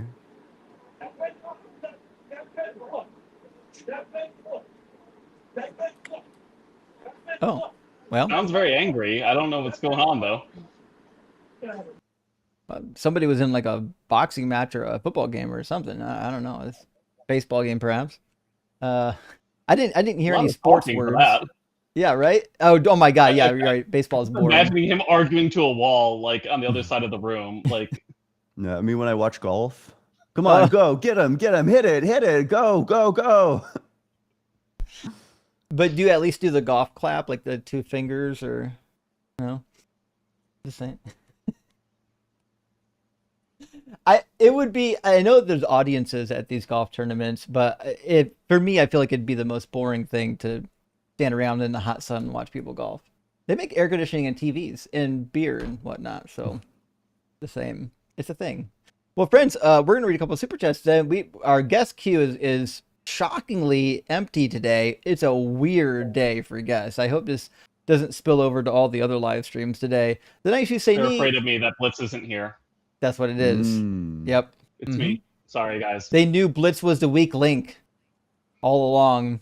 The Knights Who Say Knee, it says, if anyone is interested, a friend of mine is designing belts out of watches. Personally, I say it's a waste of time. Rock hard for. Oh my gosh. That's good. That, I that, enjoy that. that was 8 out of 10 at least, I'm thinking. 8 out of 10. And Miko, there we go. Mark 9, not Mark 19. That makes more sense. All right. Mark 9 is going to have something much more interesting in it. But it says, he said to them, truly I tell you, there are some standing here who will not taste death until they see the kingdom. I'm sorry, until they see that the kingdom of God has come with power. And that is the case. I kind of like the wording in this one. I think it's better than Matthew's. So they will see that the kingdom of God has come, rather than they will see the. Oh, I'm going to use that sometime later. Hey, thanks, Miko. I appreciate the clarification. And I think we might have a guest ready to load up on TikTok, so we'll try it out. Welcome in, Ballant, or actually, welcome back. We've talked to you on this channel before, right? Yes, you and I have spoke, and it was just kind of a follow-up question on that, not a super scientific conversation, but just basically a follow-up on the recovery side of God and the Carl Jung books, Varieties of Religious Experiences. And it was just kind of a question. Oh, go But are ahead, you sir. driving? No, I'm in the car. My wife is driving. Okay. Do you believe in God? But No, this person's an atheist. no, Oh. but my question is like the state that leaves one is kind of like sucks, and I was just wondering like, is there anything outside of, I don't know, like that you know, like, okay, you know, God help me get through a hard day, whatever, right? Okay, don't have that anymore. Is it just like, all right, buckle up and do it yourself kind of thing, or is there things that you guys like use to help with the absence of God? So Friends, family, and community, right? I was gonna say you're gonna get 3 different answers probably. I'm so hard-nosed and hard-headed that I'm just gonna fucking suck it up and do it. But that's probably not the healthiest way to do it. A lot of people in our community do talk to mental health professionals when they're going through deconstruction and even post deconstruction, and there's certainly no shame in that. And we've got a great one in our community, Dr. Joe, that we've utilized quite a bit. I'd be interested in maybe more information on him. And does he specifically just kind of help people through deconstruction? Or sorry, Quite a bit, yeah. Her name is Dr. Joanne Ketch. She's Googleable as well. If you Google Dr. Joanne Ketch, you'll find her. But she works pretty closely with our Discord, and we basically send people to her at a pre-negotiated rate. okay, cool, yeah. No, I know you guys are looking for a different type of conversation, but it was a genuine one of like, I get it. and You're a struggling. weird one to ask. Yeah, Yeah, but That's okay. I've been there myself. I've been exactly where you're at, so I get it. I get it. But there is talk to other people in the community. When you're at the beginning of it, it's daunting. It's very overwhelming, and it feels like you're super unstable.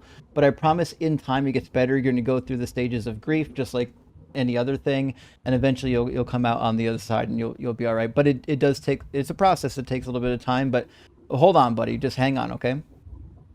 yeah, no, and I appreciate that. And not to sound like it's not too crazy.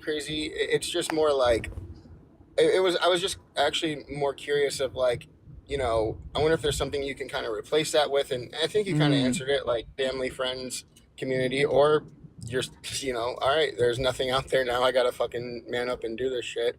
I did actually have a question for Deconstruction Zone, because I asked Ian this. Have you ever read any of Christ Before Jesus?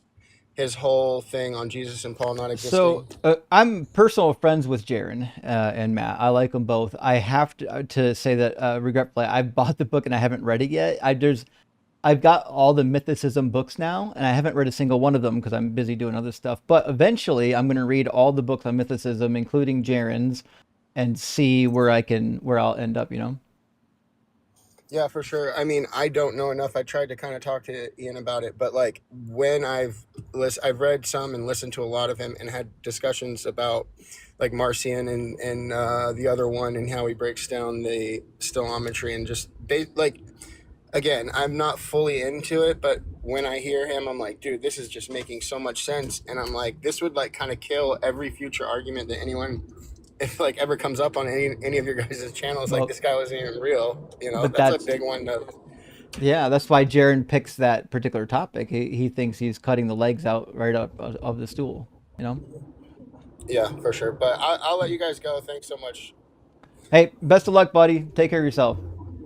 Yep. Cheers. Also, horrible blunder on my end. I had the wrong microphone selected this entire time. Hopefully, this chat sounds a lot more clear. It does sound better than last week now. It was hard to tell earlier, but now I can hear the Yeti loud and clear. I selected it right before I joined. I guess it just switched back for some reason. And the background filtering seems to be working pretty well, pretty good as well. So we should be all right. Let's grab our next guest, Alzine, and see what we can get. Alazine, there we go. Welcome in, Alazine. Are you at least 18? Oh, they don't exist. Okay. Wow. Raptured. Must have been a pocket dial, I would imagine. Okay. We had another guest after Alazine, and they dropped pretty quickly as well. Well, friends, I guess we'll read a couple super chats, but we're waiting for the Holy Spirit to activate. I don't know if we have to do like a rain dance or if that's probably not a thing to say anymore. I don't know what we have to do to motivate the Holy Spirit to show up, but I was under the impression that the Holy Spirit was going to do really cool things. And so far, nothing, not even a good argument, which is wild because Jesus said that the Holy Spirit's going to lead Christians in all truth, but not the truth of a good syllogism for sure. Glitterlock, thank you for the super chat. Says, I have never locked in. Now I'm a Christian. That's all you need is lock in, buddy. It clicks when you lock in, you'll know.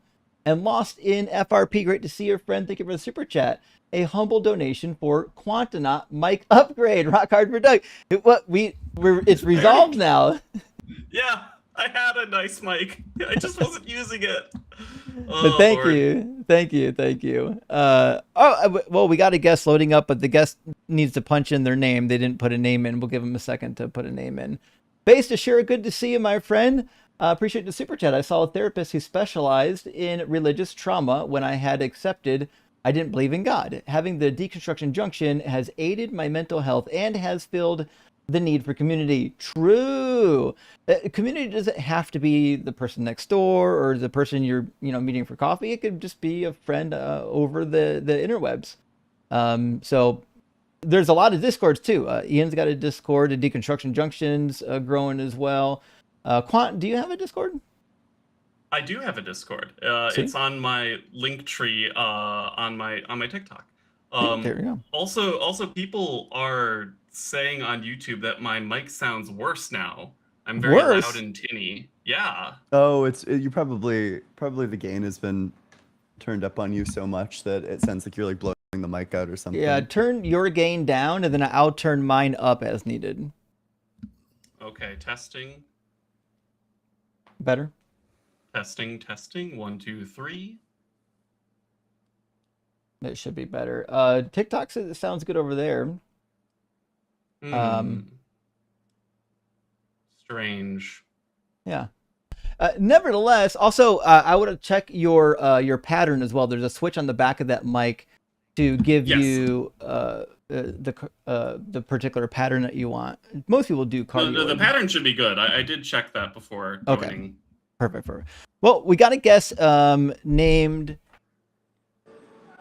I don't even know how to pronounce this. Give me a good. second. YouTube's saying it's better now. Awesome. Oh, good. I thought it was. All right. Inner Tintrust. That's something. How you doing, Inner? Shit, I'm chilling. I'm sorry, what? Let people know. I just want to say, if you got discernment and you know that you're not supposed to be feeding into these negative energies, don't cast your pearls. Oh no, the energies. Oh no, not the energies. Do not cast your pearls. This guy's pre-coping. He's not even confident in his own ability to actually, like, I don't know, give a reason. I'm to not God gonna just sit here and let you energy harvest. Sorry. Can you define what energy is? I think you should. I know you should he look can't. Into into I want to hear the from real him. mechanics of how Can you tell me what the definition of energy is? it's a thermodynamic. All right. My goat. I'm not gonna cast my pearls on God the damn, swine. that I mean, was there's a rough, buddy. scientific thing, but That Genuine was spawn rough. there's an kill. That occult, dude spawned there's an into the map, occult, headshot instantly. esoteric meaning to this shit that I don't think y'all are privy to. Energy I is don't think the you need to give esoteric like meaning. a normal everyday meaning. I think Oh, you're just no. using words without knowing what they mean, man. Yeah. Nah, it's not that. It's there's meaning, but there's also So tell me logos. it. There's thought forms. I mean, there's ideas. Y'all I don't think y'all are able to have ideas. You are Can you smart. You guys convey are one of those educated. ideas You using guys are your like my brother. words? You're very Maybe. smart. You're educated. You could I get a don't. book. I You don't can think get you information, can. but you're not able to What synthesize information, book which is a do we very need to read? integral part of intelligence. Which being book able are to we supposed to read? synthesize information. Yep. Which book are we supposed to read? What's that one shit? You tell me. Just What- stunned him by what using book? the word book. Nah, it's not that, gang. You gotta think. I'm Okay, so out of very different you don't know realms the of life, you don't you know know the what I mean? name of any Y'all books, are do from the you? suburbs. Y'all are from book smart He communities. doesn't know any I books. came from I morals and dogma. Go read that. I don't know what the fuck to tell you. Go read some. I don't know. Go Okay. read some All right. Marcus Aurelius. Go read some shit. But okay, there we go. Now You now know that we're cooking y'all with some know, oil. I'm gonna just say this. Deep in y'all soul, y'all know all you're trying to do is harvest We don't hatred and anger. You know what I mean? That's you're really the- all y'all do. Y'all You're the feed that. angry one That's y'all crying right addiction. now. Isn't that weird? I'm not angry. Are we being trying to fed harvest by this. anger, or are you angry? Because it seems like you're I angry. think you guys feed off of trying to get people in your stream, trying to challenge their. I don't think y'all know what y'all work for. I don't think y'all know the occult forces and the pretty sure we esoteric do. things that Yeah. Forces. Oh the no! I mean, premises we that y'all really at the work for. Collider we sacrifice like babies regularly. So I know I'm very well aware of the occult forces. Yeah. I'm sure you do. Mhm. I'm sure you do. I sacrifice a whole live chicken about once a month. Shit. Nice. I suspect I already know the answer to this, I but what makes you think that God exists? Honestly, bro, I was an atheist for the longest time. You know what I mean? For a good minute. Of course you And were. then it was a lot of little shit that, you know what I mean? Like what? It was really just the sense that I felt as a child. You know, I've had a very tough life. You know what I mean? I've dealt with a lot of spiritual shit, and I've dealt with temptations. When I started Vibes. reading the Bible and I started looking at what's it called, what I was doing and how I was moving, What were you doing? I realized there was spiritual forces in my life, and not even only that. There's occult organizations and shit I started looking up into. Why the fuck are the highest people in this world, the most powerful people in this world, sacrificing babies on an island? Can I ask you what shape do you think the Earth is? Oh no. Round, are you dumb? Okay, just checking.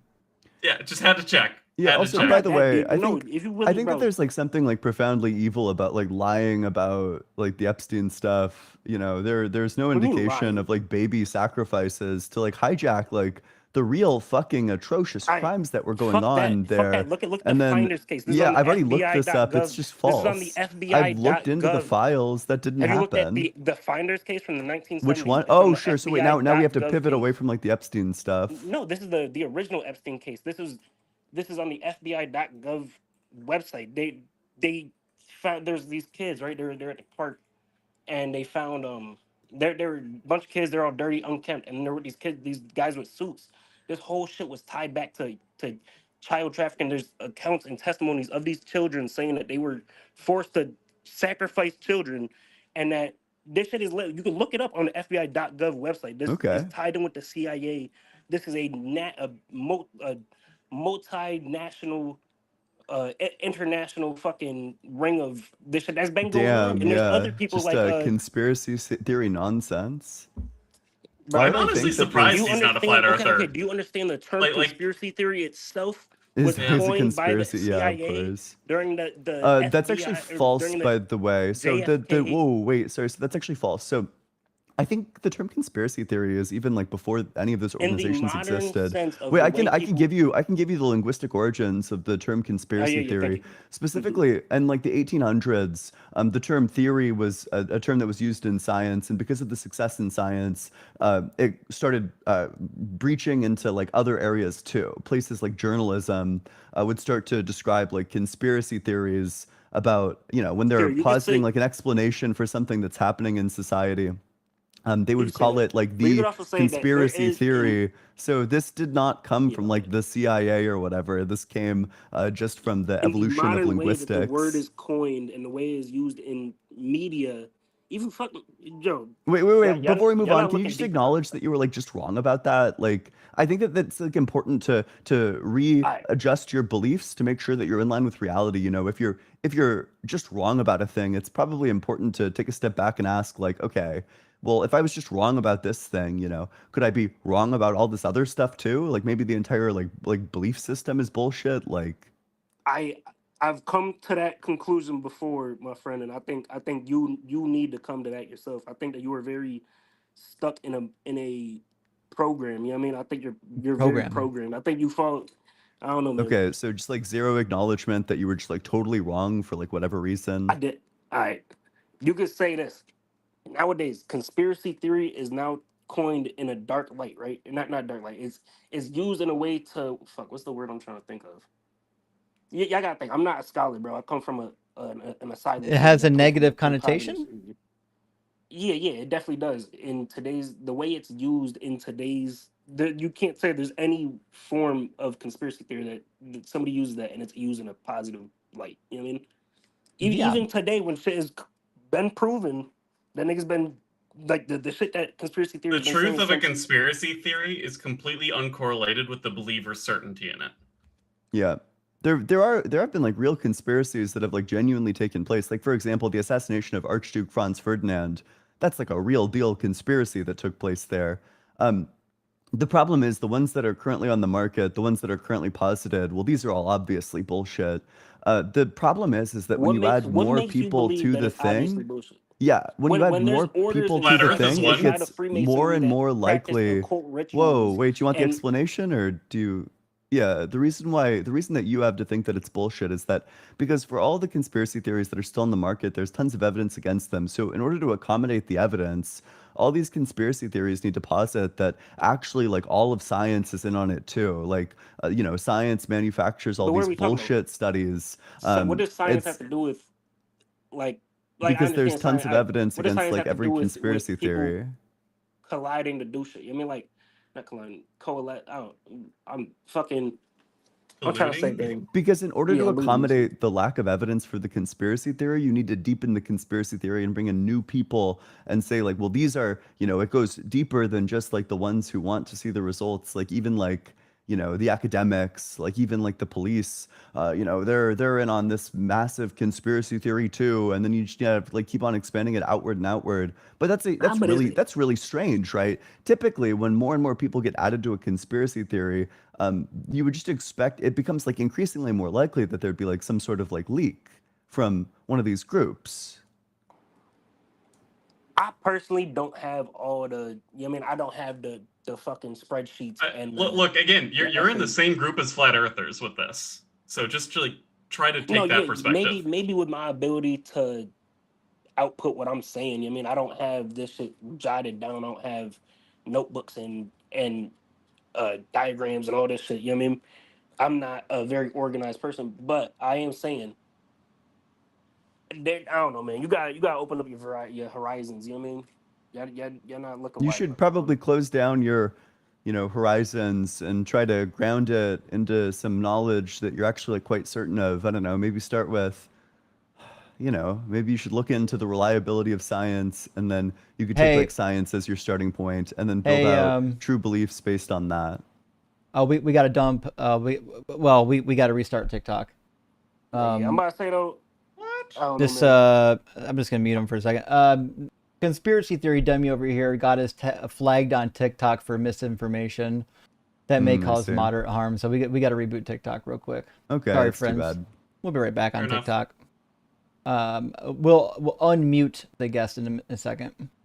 No, there's no. Like, to what end? Well, TikTok can't hear them.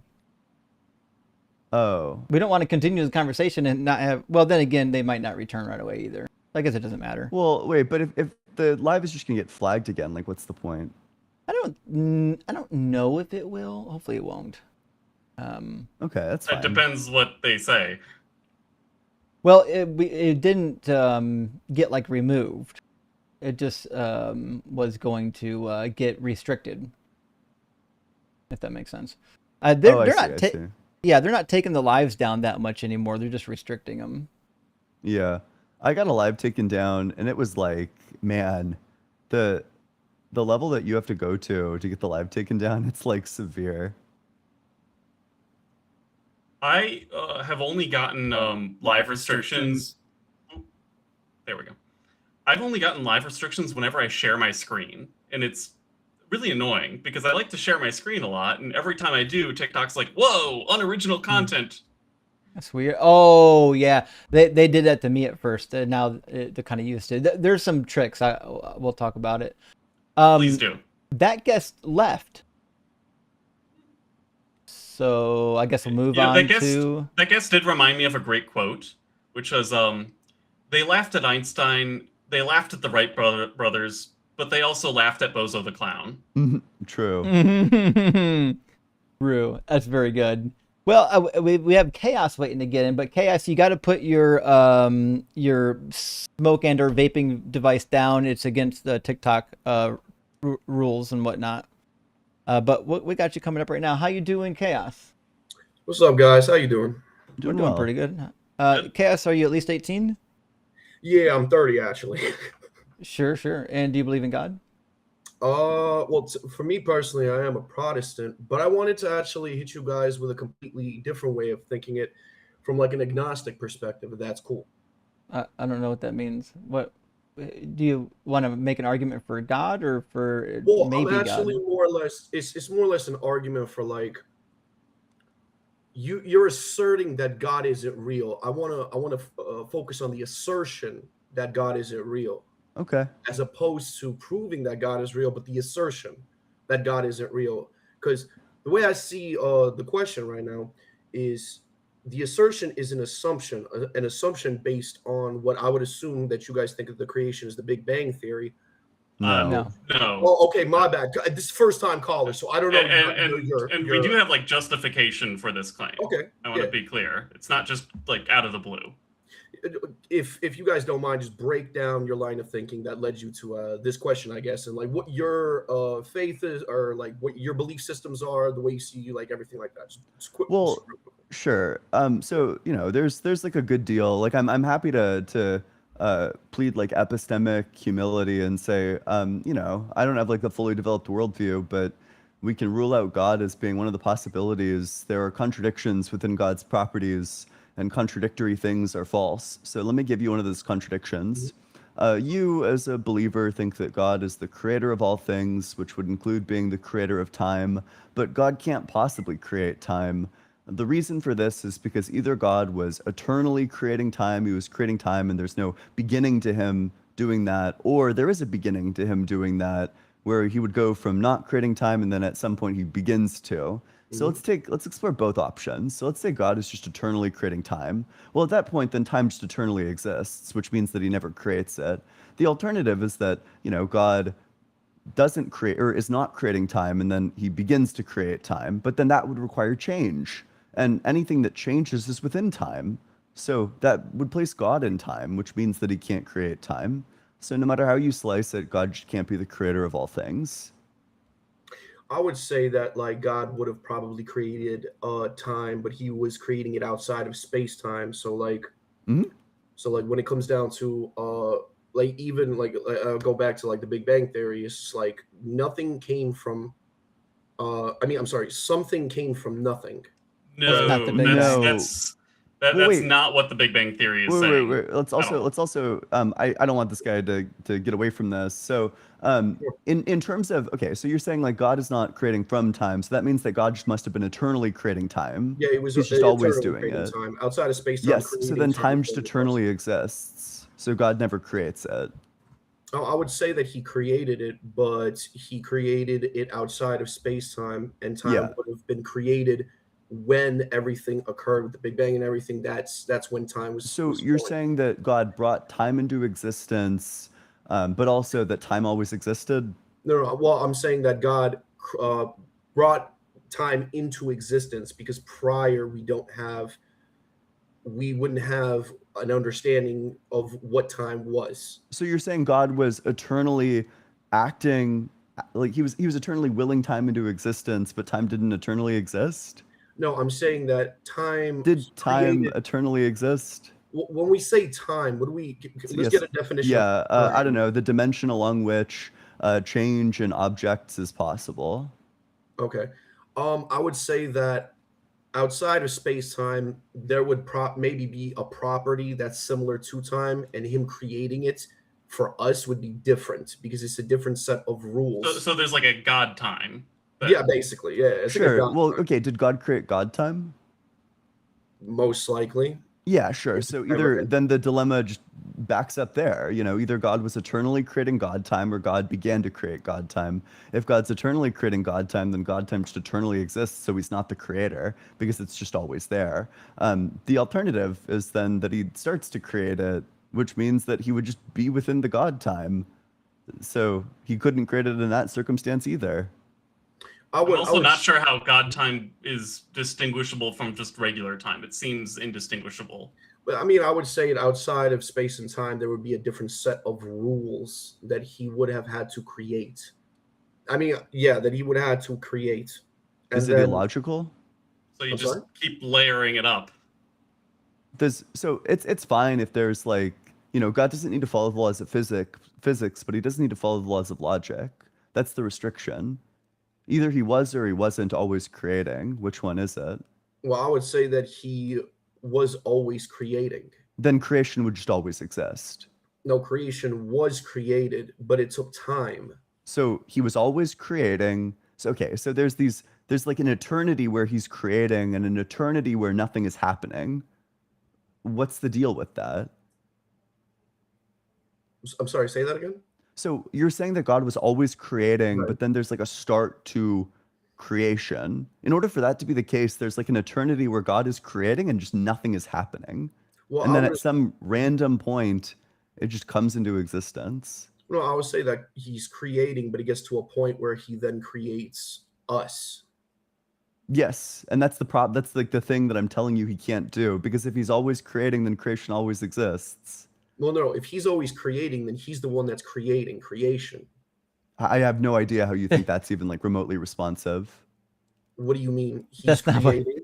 He created creation for us, right? So he's outside of That's space time. that certainly is your conclusion, Inside yeah. of space time, and then inside of space But he's time, inside of creation. God time, and you're back to where you started.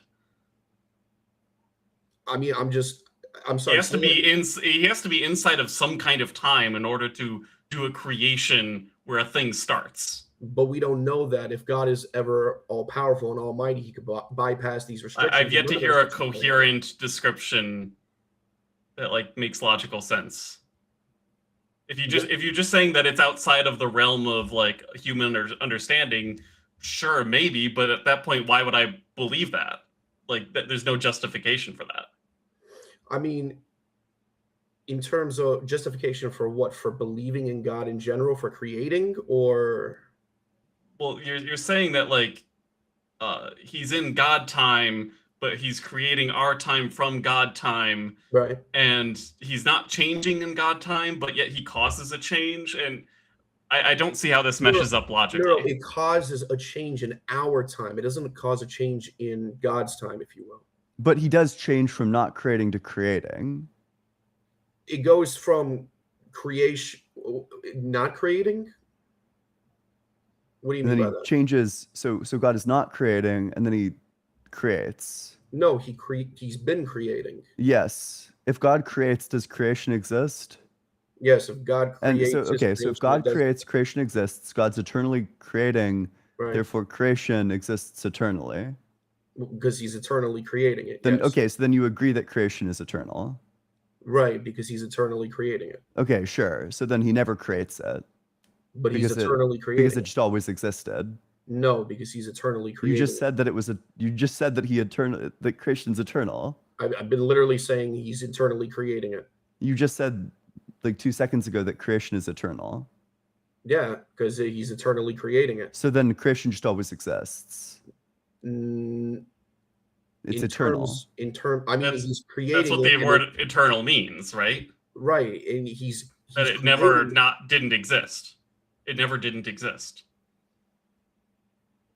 It never did not. Yeah, I would say never did. I mean, and if it never didn't exist, then it wasn't created. Yeah, he never brought it into existence because it just always existed. No, hold on. I'm saying that he did. I'm sorry. This is. Bear with me. I'm not used to debating here. I would say that he is creating, but give me a second. At this point, I don't think the word creation is actually like doing anything for you, right? I mean, because I'm trying to figure out, like, he's creating. Maybe you want to say like he grounds it, but I wouldn't use the word creating. Okay, yeah. So in terms of grounding, what do you mean? Like, so yeah. Okay, so grounding typically refers to something like you determine it, but not in like a causal way. Like you're responsible for its existence, but not in the sense that you caused it to exist, but in some other sense. So for example, you know, the fact that there is an even prime number is grounded in the fact that 2 exists and that 2 is an even prime number. But you know, we wouldn't say that the existence of 2 caused the fact that there is an even prime number. It's like a different type of thing. Or for example, you know, electricity is grounded in electrons, but we wouldn't say that like electrons are like the cause of electricity. Okay, so what would you say the cause of electricity would be? I don't know if it's coherent to speak of like a cause, or so okay. Maybe like whatever caused the electrons. So whatever there's a voltage difference, but yeah.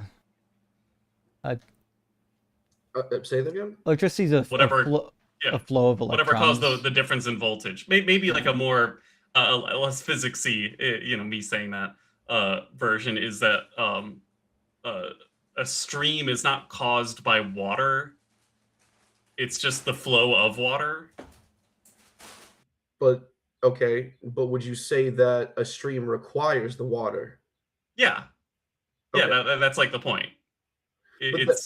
It's like grounded in the fact that it has water, but it's not caused by water itself. It's caused by the fact that there's like maybe a difference in height, and you know, the materials of the ground caused you know, allowed the water to carve away a certain path and everything like that.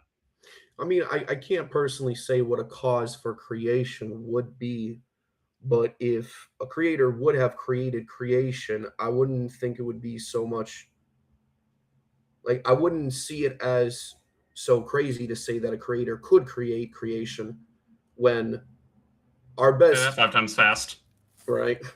When our best assertion that we would have would be, and it's a good scientific assertion that we currently have, is the Big Bang theory on why creation happens. Okay, I can comment on that because we keep sort of migrating to that. Yeah, we do.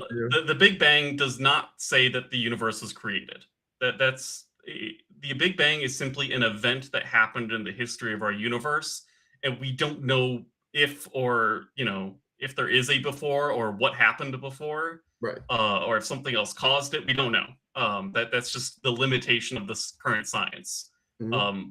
But our current understanding is that like it's not necessarily the beginning of time itself. But I would say, like, even having the assertion of, you know, God is real, I would just say, like, we don't know if he isn't or is. So I'll give you an example. Well, this is why we shouldn't have allowed the pivot to the Big Bang, because I think that we just established that God doesn't exist, because I think I just established that God didn't create, that he couldn't have. Mm-hmm. But we don't exactly know. Like, it is a thing when it comes down to God, for people saying God isn't real and God is real.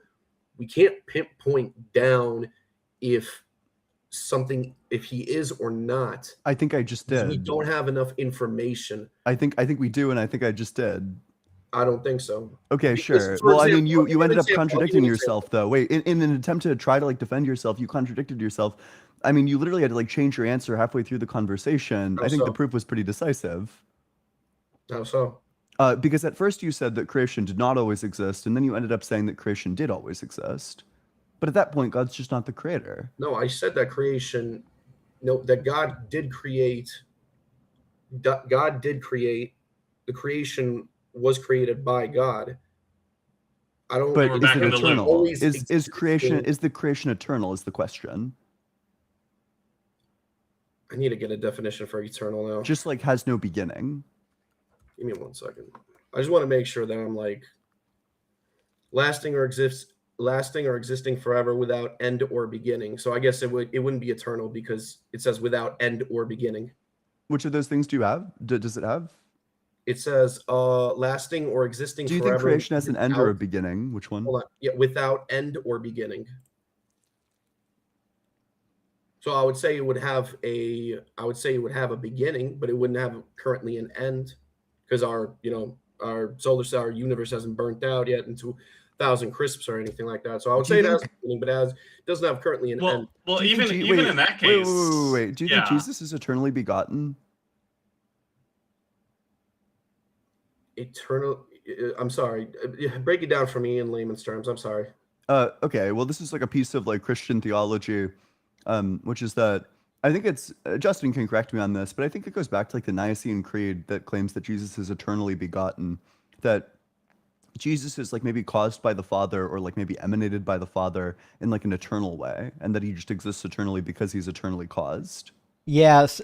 So the way it was explained to me when I was younger is they'll say that it's generated by the Father, which is crazy if you think that God is non-contingent. Yeah, I don't know about that.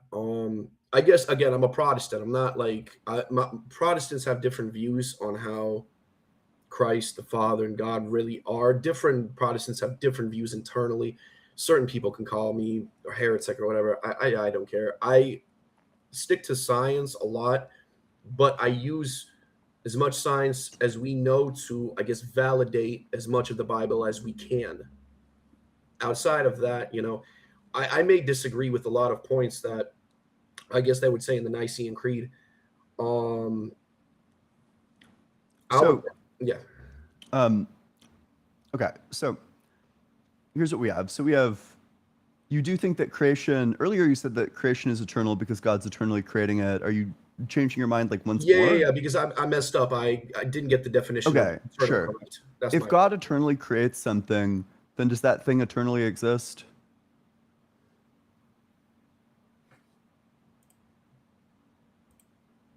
So if God creates something without an end or a beginning, does it exist without an end or a beginning? If God is causing something eternally, does that thing just exist eternally? I don't think so. How could that be? Without a beginning or end? How could it be the case that God is causing something? God from his eternity is just always producing something, and that thing is not just always produced. Like, what explains the gap there? I guess, because I would assume that like the way that we look at God is we anthropomorphize God into what his limitations could be, and not. You could have a God that could create anything from a snap of fingers and just bypass physics internally. What do you think the question I asked you was? Yeah. Like, that was just totally non-responsive. Well, what'd you ask? Can God do contradictions? I'm trying to get there. Again, I'm not that good at. I'm doing my best here, guys. Can God do contradictions? I wouldn't. I don't think so. That's the crux of the argument. It's not a physics argument. It's a contradiction argument. So okay. So where would you see the contradiction being? Yeah, that God both created it but never created it. And the reason why he never created it is because if he's eternally causing it, then it's just eternally caused. But if he did create it, I guess if you would say the word eternally, if he did eternally create it, there is a beginning. No, the opposite. If he created it and he doesn't begin to create it, then it just exists without a beginning because God never began to create it. Is lasting or existing forever without end or beginning. Yes, exactly. Okay. So okay, It's a I see, contradiction. I see. I flipped about Create and the word eternal. Like there's a disconnect between those two. Yeah. You can have one, you can have the other, but you can't have both. I would say I wouldn't say the word eternal. Then I would use a different word. I would say that creating, but not its But if it's not eternal, then God has to already be in time. Outside of space time, because we use but in some kind of time. In some kind he has to be in some kind of time that he didn't create himself. So do you think God's act of creating the universe was eternal? I mean, I would assume that God is still currently Well, wait, you just agreed that God is in some kind of God time that he himself did not create. No. You said that he did create that God time. No, I'm saying he couldn't have.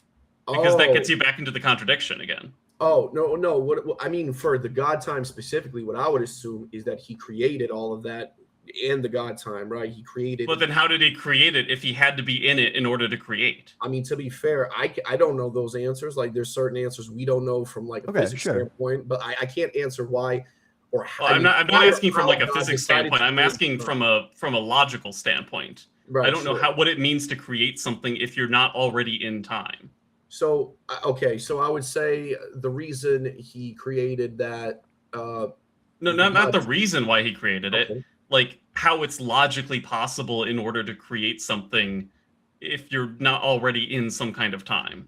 But I wouldn't say that God would follow the laws of logic. Because okay, that's you don't want to say that.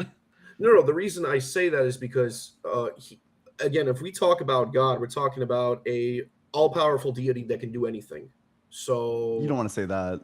No, that's otherwise you have to affirm that God can make the rock that's so heavy that he can't lift it, that God can make like the sun that both exists and doesn't exist. I mean, to be fair, at this point, I'm like, this is why, like in the beginning of the conversation, I said I wanted to argue from an agnostic perspective of what God is, as opposed to. I mean, at this point, you're just falling into like solipsism, where nothing is knowable at all because you can't make statements about anything. Well, we can't make statements of why God created, let's say, the universe, of why, right? No, I'm not. It's not a why question. That's not the part that we're, it's more or less a circular thing of why did he create his own space-time to create us? Or how did he do it? No, I mean, it's more how. Like, how is it even logically possible? Because it seems like it's not. I mean, like it seems like you get to a contradiction. And if you get to a contradiction, if you're allowing God to have contradictions, then like you can't make any claims about anything anymore.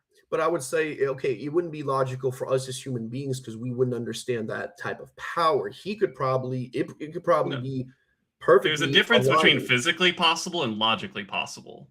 Like it's logically possible for me to, to borrow Ian's example. It's logically possible for me to jump to the moon. But it's not physically possible. How do we ground a deity in logic? Ian, that sounds like a you question. Right. So if you can't, while you're eating, sorry. I'm not even sure what the question is really asking. How can you ground a deity in logic? Because you're saying that it's not logical for him to that do feels this. like a malformed question. So. What? I take logic to be something like the rules of valid inference. Are you asking like how would we prove that God exists? Is that something that you're asking? No, I'm saying like how would you ground his logic? Like what would you say? Like how would you ground a deity's logic? You can't because you don't. I don't know what that question's asking. I don't know what you mean by a deity's logic. Right. So logic is just logic. Right. So human beings have logic, right? Specific set of logic that we understand by. God has a different set of that. How would we ground what he thinks logic Why would I grant is? that? I'm sorry, what did you say? I don't know why I would grant that. Why I wouldn't think that like logic is universal across all things. So do you think Do you think God would disagree with the fact that if A, then B, A, therefore B? Like, no, I'm saying do you think that he would have a reason to not agree with that? No, I'm saying that a deity would have different logic than a human being. Yeah, that's what I'm asking. Our understanding of logic, like one example is if A, then B, A, therefore B. That's an example of like a logical inference. Okay. Would Yeah. God disagree with that, or would he have like would he say no? That's stupid. Here's a different thing that would happen. Yeah, he might do that. Right. Do you have a justification for that? Well, it just sounds like God's illogical at that point. Yeah. Well, no, I mean, not logical for us as human beings because we don't understand it. If we're talking about, I'm fine with that, all-powerful honestly. being- Like, as long as we agree that a human belief in God is irrational, I'm fine with that. I mean, I wouldn't say it's irrational because at the end of the day, we don't know yet of any. Like You we just can said that it's assume- illogical, that God's an it's illogical a great entity. assumption. It's a great assumption, right? You just said that God is illogical. And we've just devolved to like hard solipsism now that we No. can't know anything at all ever. No, I'm just saying in terms of making an assertion that something like God is or is not real. Let's say we get evidence in the future that says God is real. You guys going to change your mind, or are you guys not going to? Well, if you at the point of what you've just said, Because I'm trying to that gauge God is where you guys outside are of right now. logic, I wouldn't make the claim that God is outside of logic.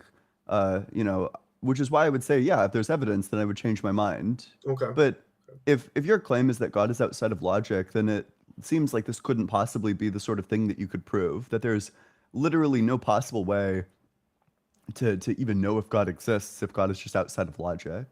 Sure. I would just say that, like, this is why I wanted to take it from an agnostic perspective of we just don't know if he is true or not true. But the assertion that you guys' assertion of saying he isn't true is based on an assumption. Do you think that reality is logical? Oh, hold on. I'm sorry. Let me just finish this real quickly. Is based on an assumption where we still don't have all the scientific tools that we can to find out if God is true or not down the line. In order we have for limited technology. in order for a scientific theory to potentially be proven true, it has to be well formed. Like it has to be consistent with itself in order for it to be a well formed theory that we can even test. And what has been failed to be shown is that I don't think the theory of a god is a well formed idea. I don't think it's something that can be proven true because it's not consistent with itself. But that's the thing. Theories and facts are completely different. Currently, we don't have a good, we don't have a fact of how everything came to be in terms of creation. And if it gets to the point where our technology advances and down the line, we may find that shit, it was God, that could be, that would be wild. But well, no, because again, like my point is that the theory is not well formed. You can't have a well formed theory even be wrong. Like, you can't test it. Right. In order for to have a theory to test, you have to show that that theory is consistent with itself. Sure. Otherwise, it's just nonsense. Right, but there's a reason why nowadays in terms of creation, we only have theories. We don't have facts. It's not. I think you're not like listening to what I'm saying. I'm sorry. Say it again. In order for a theory to be testable at all, like in principle, right, it has to be well formed. Meaning, at least it has to be consistent with itself. I don't think that this theory of a god that you're presenting is consistent with itself. Well, I mean, sure, I guess it wouldn't pass the scientific. It wouldn't pass the scientific method. No, but I would not even that. It's just not well formed. It's like not even a claim that we can assess. Not like technologically, but just logically. But I would say that the claim more or less is for a what if in the future. Well, I know, that's what I'm addressing. Okay, so break it down. So do you have like a hard assertion that like no for example, technologically we will just for example, string theory is a theory that we don't have the technology to prove one way or the other yet. Right. However, it is a mathematically well-formed idea. You can write it down on paper and show that it is logically consistent with itself at the very least. So in principle, we could one day test to see if string theory is true. But the idea that you are presenting does not pass that first requirement. It's not shown to be consistent with itself. I guess my personal way of looking at it, I guess it wouldn't be able to be a scientific theory, but I would say that once, in the future, when we get to a point in time where maybe our technology is advanced, and we start learning more. You're not listening. My point is that it's not a matter of technology. it's like even in principle, it's not a kind of theory that can be tested But you because don't it's know. not consistent. But the thing is, you don't know what we can find in the future. You're just assuming. No. Maybe one of you could maybe explain this in a different way. I'm sorry. I maybe I'm not just. I'm Wait, not can you getting it. summarize Maybe back what you think Quantonaut's point is, or are you not listening? I'm just not understanding. I'm sorry. Wait, then why don't you ask for clarification instead of just repeating your point over and over Well, again? I thought Quantonaut's point that's- is like very simple. It's that in order for there to be any evidence for a hypothesis in the first place, it needs to be consistent with itself. It can't be like contradictory. Okay. And there's no demonstration that the God hypothesis is even consistent with itself. So that means that there can't possibly be evidence for it. Right. So what if down the line there comes a better hypothesis on the Godhead that we do look at? Now I can chew into that. Right. Then you have to show me that new God hypothesis. The one that you currently have, I think, is incoherent. Right. If you like came back another day and Mhm. gave me a different quote unquote theory of God that I think is logically consistent, then yeah, maybe I'll agree to that. But at that point, I don't think that I would call that a God, because I every description of a God I've heard always leads to a contradiction. But you would at least be open-minded to hearing it. Sure. I'm always open-minded to hear like a new theory of nature, but I just wouldn't call it a God at that point. Sure. Maybe it's like a powerful alien, but you know.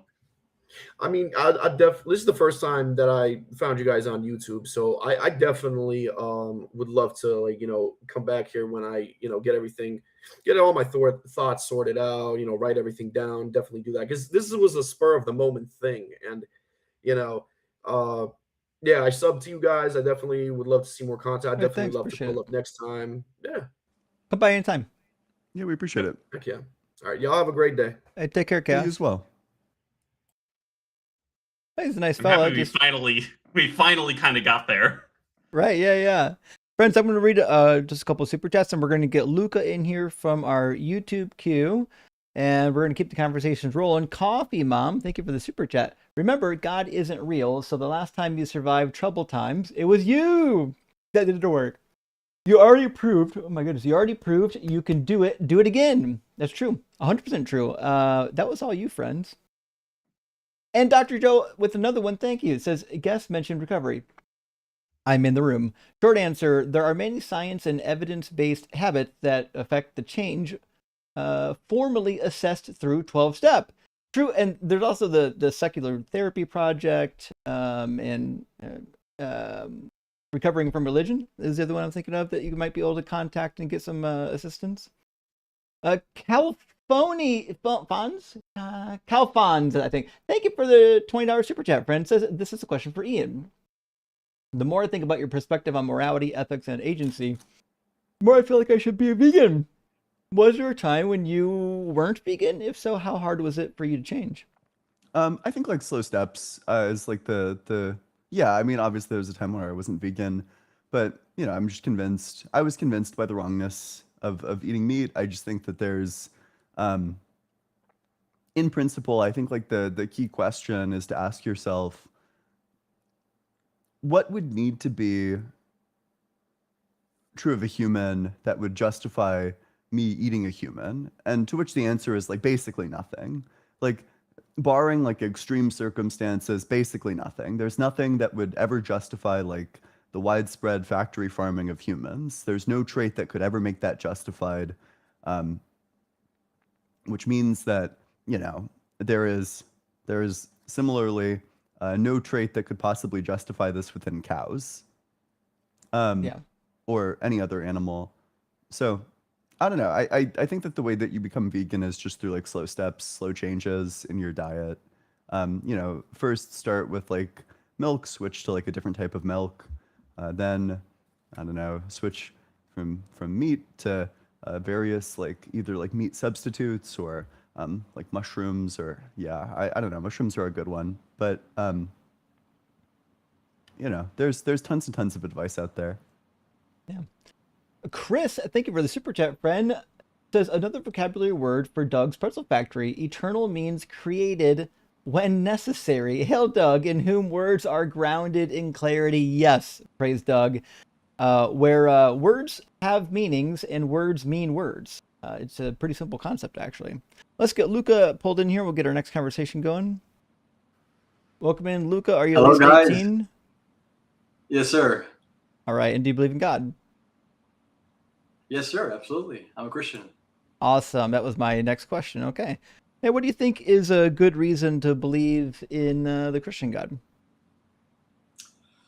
Well, I was never really that much into religion, I would say, but like being intellectually consistent with morality, for example, gives me a reason to believe that there is a moral lawgiver, right? That outside of me decides whether something is right or wrong, right? So That seems that's incoherent. the main reason why I got it into it. Yeah, so to me, like the reason why that's incoherent is because morality has a specific property to it. I guess like to give some background. So there are these things called imperatives. An imperative is just saying you should do this. You have a reason to do this. So Sure. we have two. We have we have categorical imperatives, and what? Yeah, I'm timing them out. Hold on. Sorry. I had to click on them to time them out. Sorry. Okay. Interesting. Yeah, sorry, I got distracted. Okay, so we have imperatives, the statements about like what you should do, basically the claim that we have specific reasons for action. Now we have hypothetical imperatives, which are like if you want to achieve a specific goal, then you should take a specific action. You know, if you want to win the chess game, you should make this move, which means like you have a reason to make that move. And then we have the target of morality, the categorical imperative, which is saying everyone has a reason to do these specific actions no matter who you are. I have no idea how God saying that you should do a specific thing means that you actually should. I don't know why that would follow. Like, what reason does a person who doesn't care what God says have to do what God says? If they don't have the reason, then it doesn't satisfy the categorical imperative, which means that it's not ethics at all. It would just be subjective. All right, that was I'm not that smart, so I didn't follow it quite. Like I didn't follow everything, but like for me, right? I would say that hurting another person purely because I want to hurt that person is still wrong. You know, even though I want to do it, even though I have the feeling of doing it, it's Yeah. wrong to hurt another person. Yeah, But you that's would fine. say it's just my subjective feeling that it's wrong, right? It's not wrong in absolute reality. It's just a feeling I have as a human because I need to care for other humans so we prosper as a society for more humans. Yeah, but let's say there's somebody who wants to hurt another human and they don't care what God says. What Yeah. reason does that person have to not hurt other humans, in your view? Well, far from like punishment, I would say, like the government punishing them for it. That would be a good What if they reason why avoid some people hold punishment? back, maybe.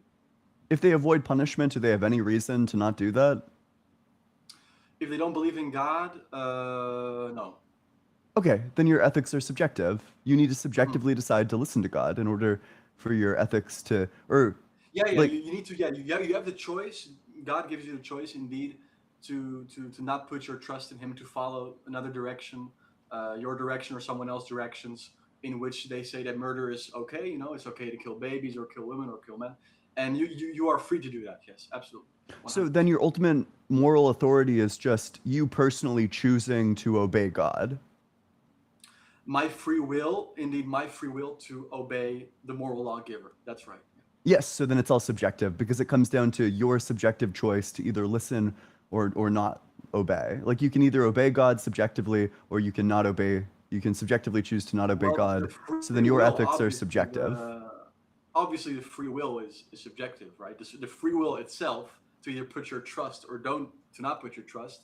Some Christians believe it's like Calvinistic. You know, they believe some people Well, are I predestined to- think I think you guys are you're talking past Ian, or Ian's talking past you a little, one or the other.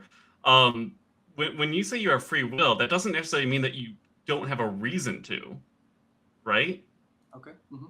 Yeah. Sure. Well, that is the question, you right? you could in theory have both, right? You could have the freedom to choose to follow a reason or not follow a reason. Yeah, sure. But the question at hand is there a reason to begin with? Yeah. And it seems like no. Mm-hmm. Oh, is there a reason to follow the word of God? Yeah. Yeah. Yeah. Is there a is there reason yeah. to obey? If you don't does care. does everyone have a reason to obey God even if you don't care? Like, Yeah. does I the mean, person who doesn't listen, care if what you, God has to say have a reason to well, obey I believe God? that humans are born with like this, how would you say it, like this innate feeling that there is a God and that there is a moral lawgiver that says that something is right or wrong. Like something inside of them eats them up I alive have when never killing someone. experienced that. Mm-mm. I mean, I grew Okay. up agnostic in an agnostic family. I never went to Yeah. church. I never Yeah. had that inclination. Okay, But you grew up wait. with So is that parents this that was gave whoa, whoa, you whoa, wait. This was like a total non-answer to my question. Do you think that you answered my question? not sure. Yeah, so Ask it was a again. I'm yes or not no sure. question. I didn't hear a Ask yes or a again. no. The question is, for a person that doesn't care what God has to say, do they have a reason to obey what God has commanded them to do? Yes, yes. Okay, They have a what reason. reason do they have? From a Christian, from my perspective, is they end up in hell. So Okay, sure. What if they go don't away care from about God. going to hell or going to heaven? Do they have a reason then?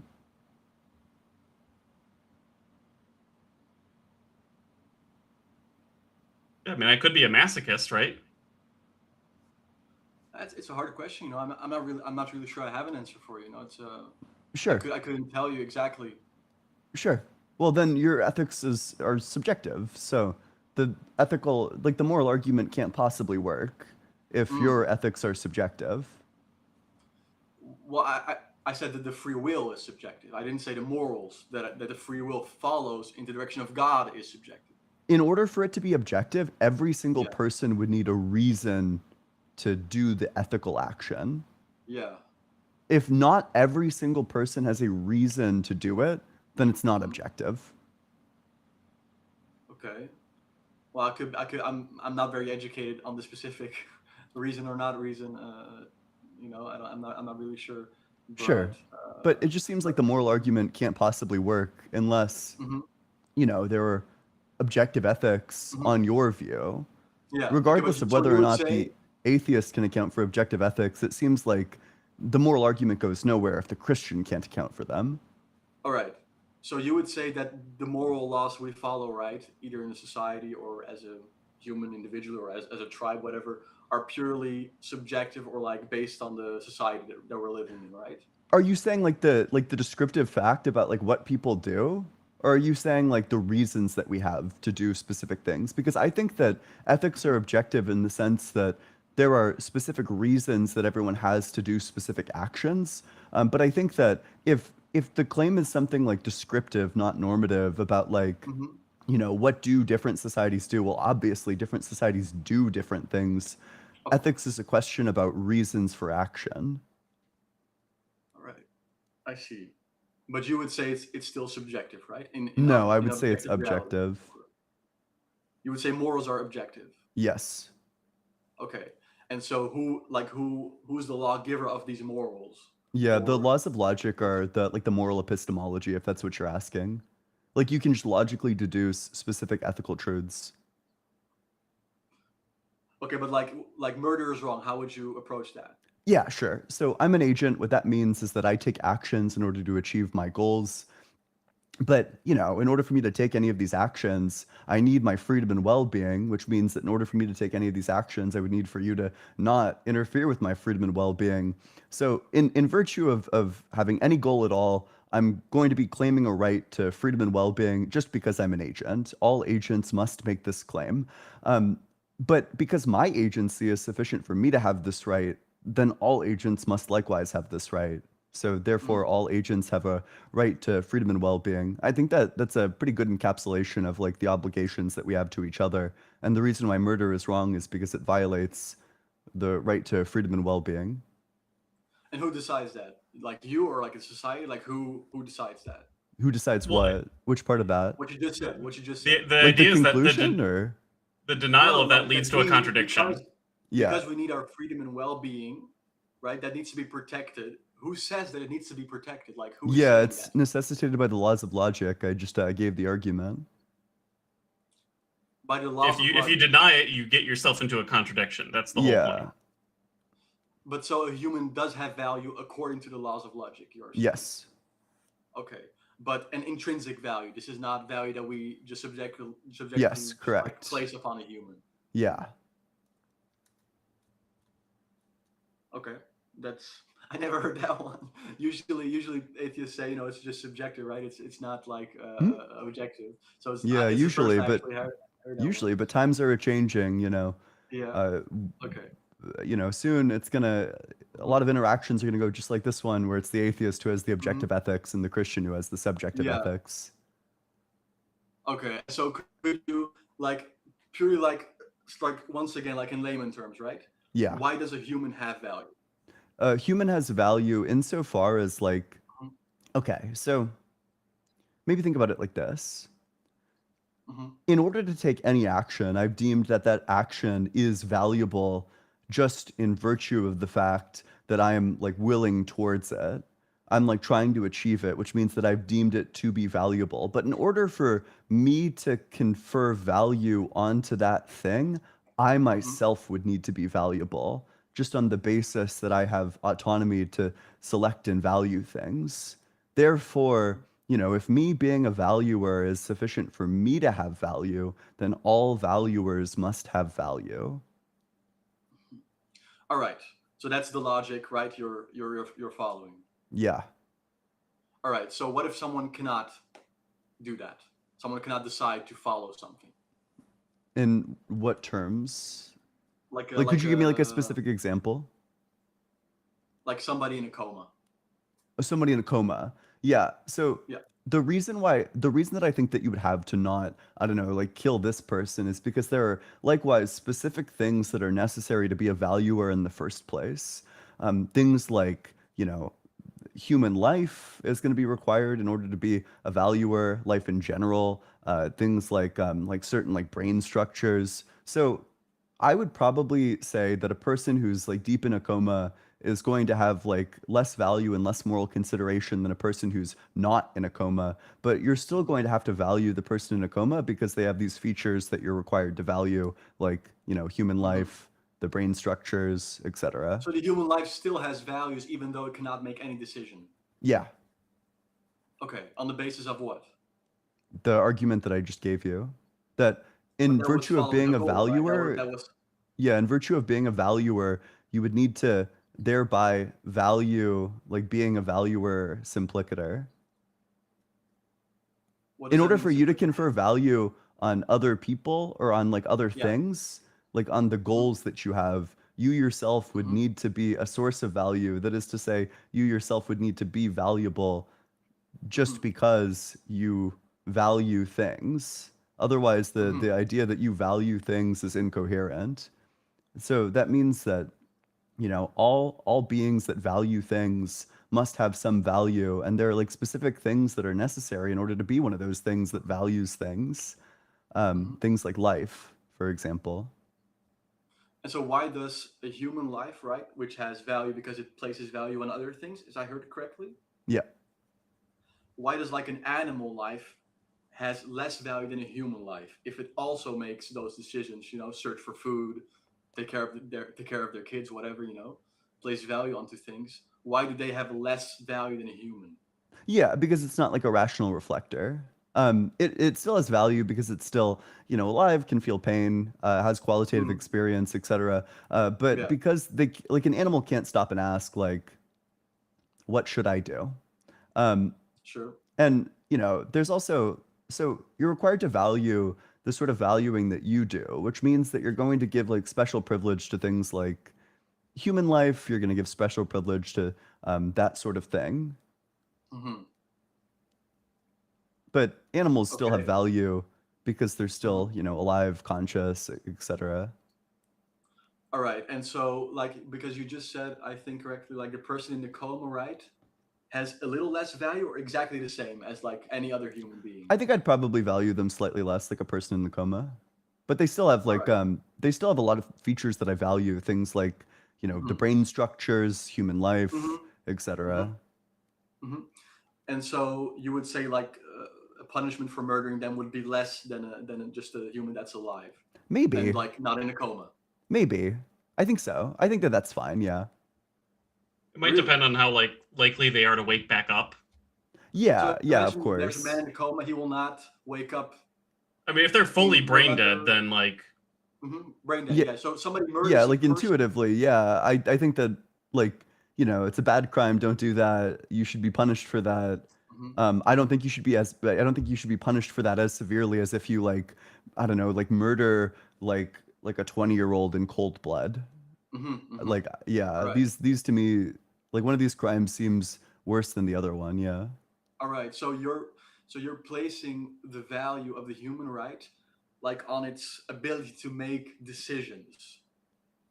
Just on like the number of features necessary for valuing things that it has. Yeah. So the less features it has to value things, the less value the human has. Maybe. Yeah. So I mean possibly. Yeah. Although even like a severely like mentally restricted human is still going to have it's like a severely mentally restricted human is still going to have like lots and lots of um capacity to value such that I would still grant them like full consideration. Okay, because like in my mind, I'm just like saying like who decides all this? You're saying like the logic you follow, but it's still like something not like very clear for me where it's like it's either right or wrong. No, it's just like this logic that we're following that we just should follow because it's logic. Yes, It's like, correct. Yeah, you should follow the why should logical we follow conclusion. logic? Yeah. Denying it is contradictory. That's like the point. Yeah. Contradictory to the logic of like that you just explained. Yes. Okay. You'll get I'm not yourself quite into sure I'm there a yet, spot but- where you have to believe both A and not A. Okay. And at that point, anything goes. Like you just Yeah. don't form coherent beliefs or thoughts about anything ever. So, But you would say that on the basis of human history, we have a problem with placing value on humans, right? We're talking about slavery. We're talking about women's rights. We're talking about the past 90% of human history. We have a problem with placing value on humans. which Often religion has not generally, helped. and often- Yeah, Yeah, that's say- like that's a pointed thing for you to bring up insofar as God, Paul says that you should like value women's opinions less. God says that you can own slaves. It just seems like, no matter like what critique you have of atheism, it seems like Christianity is always going to be on a worse foot here. Well, for the slavery thing, I mean, to be fair, there were like lawyers were slaves back then, correct? If I'm not mistaken. Who? Huh? Like lawyers. Lawyers? Yeah. Huh? I think you're referring to ancient Rome, and Yeah, like lawyers and like doctors So- and everybody.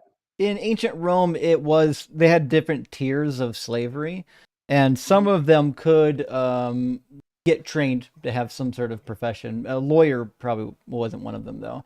But nevertheless, yeah, I mean they could, but I don't know if this has anything to do with the Bible. The Bible slavery is when you are owned as property, and they can sell you when you have children. Your children are property, and they can beat you if you don't obey, that kind of thing. Yeah. Okay. You could be inherited by their children. Yeah, I'm not really I'm not an expert on the field, but one question I have for you guys, right? Because this is we're talking a bit like, what would you say you guys what do you guys follow, and what is the evidence for it that is the truth, that it's leading you to the truth, right? So I believe it's the Christian God of the Bible. What would you guys say is the one thing that you're following, whether it be science, whether it be money, whether it be women, and why that is the path of truth, and that gets you to where you want to be in life? Well, I don't know. I think that there's like a couple of things. Like I think, I am pretty directly at truth, and then there's like different facets are going to have like different methods to arrive at the truth there. So, for example, the way that we arrive at like mathematical truths is very different from the way that we arrive at like economic truths, which is very different from the way that we arrive at like truths related to, whether or not I should give the person in front of me money, or whether or not this is going to like enable them, or like et cetera, et cetera. Yeah, if you're talking about like truths about the natural world and how it works, I mean, yeah, that's a scientific method. That's I think the best method for determining what is true about the world itself. But yeah, as Ian was saying, there's other kinds of truths that you could also explore. No, more like personally what you follow, what order you follow, whether you do something or not, moral wise, for example, right? Whether to hit this person or not hit this person, whether to do this action, defraud this person or not defraud this person, why you should do it or why not. Like, what is the order you follow? Like, where do you get this information from, or just get it Um, from yourself? You just think about it and then you just go ahead and do it. Well, you like rationally reflect on it. You know, you acknowledge that everyone has a right to freedom and well-being, that you're required to value like various things, like human life, human like minds, etc., etc. But You know that. there's a little detail. Like, why would someone who has value, who places value on other things, which I pretty much agree with, why would they have the right to obtain and keep that value? I'm not sure what that question's asking. Why do they have you assume they have the right? Why do they have the right? The right to do what? To keep to protect that value that we have. The right to because we freedom and always place well-being, you value on mean? other things. Oh, sure. Well, I mean, if I understand the question correctly, the reason why they have like the right to maintain the value is because the denial of this would be self-defeating insofar as like, okay, let's say that you wanted to deprive somebody else of their valuable things. Well, that's like obviously self-defeating because if you deny that agents have the right to be in possession of valuable things, then somebody is just going to like even if you take away somebody else's valuable thing, Yeah. somebody's just going to go take it from you. So at that point, like there's just like an immediate contradiction. You'd both have to will that people have the right to have these valuable things because you want them. You want to take this from that person, but then also deny that people have that right because that would be what's required in virtue of you taking it from someone else. Like you're denying that they have a right to maintain it. So the reason I should not do that is because I don't want people to do it to me. Not really. It's Oh. it's a bit more pointed than that. It's not just that, like, well, you need to do it because you don't want them. You wouldn't like it if somebody treated you that way. That's not really the standard. The standard is that there's like a contradiction in the things that you're willing. That when you take the action to steal something from another person, you've committed yourself to saying that agents don't have rights to, or don't have a right to hold on to things that are valuable. But then you hold on to that thing that's valuable. So you must say that agents have the right to hold on to things that are valuable. So there's just Well, like a what if you direct say some contradiction. agents have it and some don't? So at that point, it would come down to what specific criteria you're positing as like accounting for that. And then we can remove those relevant factors and then show that actually the argument still holds. So that okay, can't well, what possibly be what what it you're is. It saying- needs to be just agency as being like the sufficient factor. So if I would say, this world, it's survival of the fittest. This is my mindset. Me, that matters. Anybody else can go suck it, whatever. Yeah. And I take that process, right? What would you say is the illogic thing that I'm following? Because I'm saying, no, I'm superior to other agents or humans or Yeah. whatever you want to So, call it. so the reason why that one's going to be self-defeating, or the reason why not self-defeating, but that one just doesn't hold, is because even if one day you woke up and you were like super frail and weak, the argument would still work exactly the same, which means that being strong can't possibly be the factor there because it has no bearing on the argument. The argument goes through whether you're strong or not. What do you mean by strong? In the sense that you're talking about with like survival of the fittest. Okay, so okay, but like, what if I just believe I'm superior? Like, I'm just better than other people. Like, I Yeah, deserve on everything. the basis of what? Nothing. Oh, sure, then that's an irrational belief. Sure. You're no, saying that you I- have this property I that's agree. grounded in nothing. Yeah. Yeah. Well, so if it's an irrational belief, then the belief system is false. Or let's say, sorry. Let's say it's because you just don't you don't have a feeling of caring for other people. You don't believe they matter. But you The matter. whole point, maybe I can phrase it a little bit differently, Mhm. is that in order for you to like say, oh, I'm justified in taking actions, you Yes. have to say that the reason why I'm allowed to take actions is because I'm an agent. And if What- that's what- sufficient for what do you mean you, by then agent? that Just has to be humans, sufficient right? for everybody else, all other agents. But like agents, you just mean humans, or what do you mean? Just like people who take actions to achieve goals. So, for example, if Jabba the Hutt came down, Jabba the Hutt would be an agent. Right. Okay. So you would need a reason to do But do basically, any coherent reason why you Mm-hmm. think that you should take an action can also be applied to other agents. Mm-hmm. Okay. So what if someone is just vengeful, hateful, revengeful? then they would deny other people of the same right that they are claiming for themselves, which is a contradiction. Yeah. But it would still happen. Yeah, but Wait, it's a so- contradiction. That's yeah, the yeah. point. So ethics concerns itself with establishing the reasons that people have for action.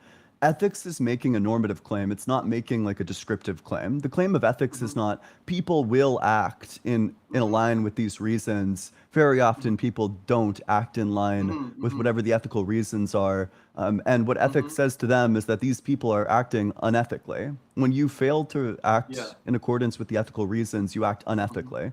So ethics as like a field, it doesn't concern itself with like, okay, reasons that everyone has, or so it doesn't concern itself with like the actions that people are actually going to take, only the reasons that people have to take actions. Okay. Yeah. Sure. But then, like, so you would say for someone to follow that, you know, that reason, whatever, you know, you have a kid and the kid wants to steal something, you're gonna say you should not do it because of the logic that of ethics. Well, Yes. well, you should want to be logical, right? What if you don't want to though? Then your beliefs are false. Yeah. No. So then I your agree, ethical but views are false. I agree, but what does it matter then? Like, It doesn't really make sense to deny the concept of logic altogether, because then you're denying your own thoughts. No, I'm not saying like you accept it's illogical. You know, I treat other people bad, but I want them to treat me good, and this type of stuff, right? I completely. But agree but it's if you illogical. admit that it's illogical, then you admit Yeah. that you don't have a reason to do that. Well, you could say you live in something in an illogical belief. Yeah. Yeah, I mean, that would be correct. Yes, then your ethical beliefs are false. So then Yeah, it turns out like So the if true ethical somebody beliefs does that- are mine. Sure. I mean, But if maybe somebody does you're that- looking for some kind of like punitive motivation, like if you don't do this, then something bad will happen to you. But that's not really I'm what just the thinking, argument like- is trying to do. Yeah. It's just Like, trying to for- show that you have a reason Yeah. to, Yeah, and that's that more of like- reason exists without God. So yeah, you tell that's the kid you more of shouldn't like do a something because political of thing, logic. like trying to figure out like how best to structure society such that people will act on the ethical thing most often. That's more of like a political project than it is like an ethical one. But you're following the assumption, you're having the assumption that we should follow and act accordingly to logic, like that our behavior Yeah. that we do in Yeah. our life should be logical. That's just what reason means, right? Reason Yeah, to but say you like, have a what if reason you- for something but means what that there if- is a what if the logical evidence- motivation for it. But like what? So on what is the basis that you're assuming that we should follow something logical? Well, logic is inescapable. You can't deny logic because to deny logic presupposes it. Agree? No, I completely agree. I'm more saying like why should I care about it? You already do care about it. You're already committed to it. Everyone is committed to the logical belief structures. Hmm. I'm not even sure, like, okay, the question, why should I be rational, is asking, like, what reason do I have to be reasons responsive? If you're not reasons responsive, then the question itself is just incoherent. Hmm. Okay, I see. But like, do you still see that there is a big problem with explaining this to like a child? I don't, like, in that they might not understand it. Yeah, sure. That could be the case that the child doesn't understand it, but I don't base like my philosophical views off of like whether or No. not the child will grasp it. No, that's right. No, that's good. I'm just thinking like how I would say this to like a child. You know, you should just follow the logic because we're logical beings, and that's just what we should do. Mhm. Right? But that's not like why would you follow that logic? Why not just be illogical and just do whatever you want, whether it's illogical or not? You know, who Then Well, you yeah. don't have a reason for that. Yeah. Mm. Yeah, this goes back to asking like, it's like the question like, well, what reason do I have to be reasons responsive? Where it's like, okay, Mm. it's incoherent to ask for a reason if you're not Mhm. responsive towards reasons. Mm-hmm. Okay. All right. Interesting. Okay. Do you guys have like another topic, or if you guys want to move on, that's fine. There are quite a few things that I find incoherent about Christian ethics. Sure. So there are like a couple of them, but here's to me the most compelling story, like the least defensible one. It's the 1 Samuel 15:3 with the Amalekites. So in the book of Exodus, the Israelites are fleeing from Egypt, and the Amalekites rise up and attack them. And then the Israelites fight one battle against the Amalekites, and the Israelites stomp them. In the end, the Israelites win out, but that's not enough. God says, I'm going to crush the Amalekites. I'm going to blot them out from existence. Nobody will remember them. And then instead of punishing the people who are actually responsible for it, God waits 400 years and punishes their great, great, great, great, great, great, great, great grandchildren. And he says, you know, go kill the men, the women, the children, the infants. Don't let anything live. But also it says that God's a just God. So God gives this punishment. It's a just punishment. And it includes like giving the death penalty to newborns. Sure. So I guess my question is very simple. Do you think that a newborn infant might deserve the death penalty? Of course not. Of course not. Whether the infant is born or not, they don't deserve the death penalty. Yeah. So then God gives punishments that people don't deserve. God does not give punishments that people don't deserve. No. But God gave the death penalty to these infants. Because they deserved it. Because God said so. Okay, so then you do think that there are circumstances where infants deserve the death penalty? Yeah. Okay, and like surely that's unintuitive to you, right? What do you mean? Like there must be something inside of you that's like screaming out like no, no, no when you say that, right? No, I get what you mean. I mean, it's a horrible sight to even think about people being slaughtered, especially infants, in that manner. It's a horrible, horrible thing to think innocent, specifically the innocent infants, not the ones that committed all those crimes. Yeah, sure, but it's happening today. You know, over I don't know how many millions of abortions. But does that mean it's good though? Well, okay, wait. So first of all, I do think that there's like a relevant distinction between abortion and like the death penalty as a punishment, which is that like the abortion is not a punishment for the fetus. Like it's not like the people who are getting abortions are like, yeah, I want to give a punishment to my fetus. Like that's not what's going on there. Whereas God is saying explicitly, like, I want to give a punishment to these infants. Yeah. No, I understand. No, in that case, I cannot say that God is just, right? The Christian God is a just God, and say that his punishment is unjust. You know, that's a contradiction in itself, of course. So I would have to follow the logic and say that was a just punishment. Whether I cannot speak on why God exactly wanted that way, because you know some things are unanswered. You know, I really could not tell you exactly why he would want that for those people and not for other people. But that's all I can say about that specifically. I cannot. Okay, I obviously take that to be a reductio. That but yeah, I don't know. Justin, is there anything you wanted to talk to? You've been sidelined a bit. Yeah, like why wouldn't God just close up the wombs and make it so that they don't reproduce? Why let the babies be born and then have to murder all the babies? Why the most barbaric route? Yeah, well, the question you're asking is why would God allow that to happen? Because it's evil in your sight, right? It's he didn't not just allow, cause. He demanded it. Yeah, cause. Yeah, sure. Yeah, 100%. But in itself, let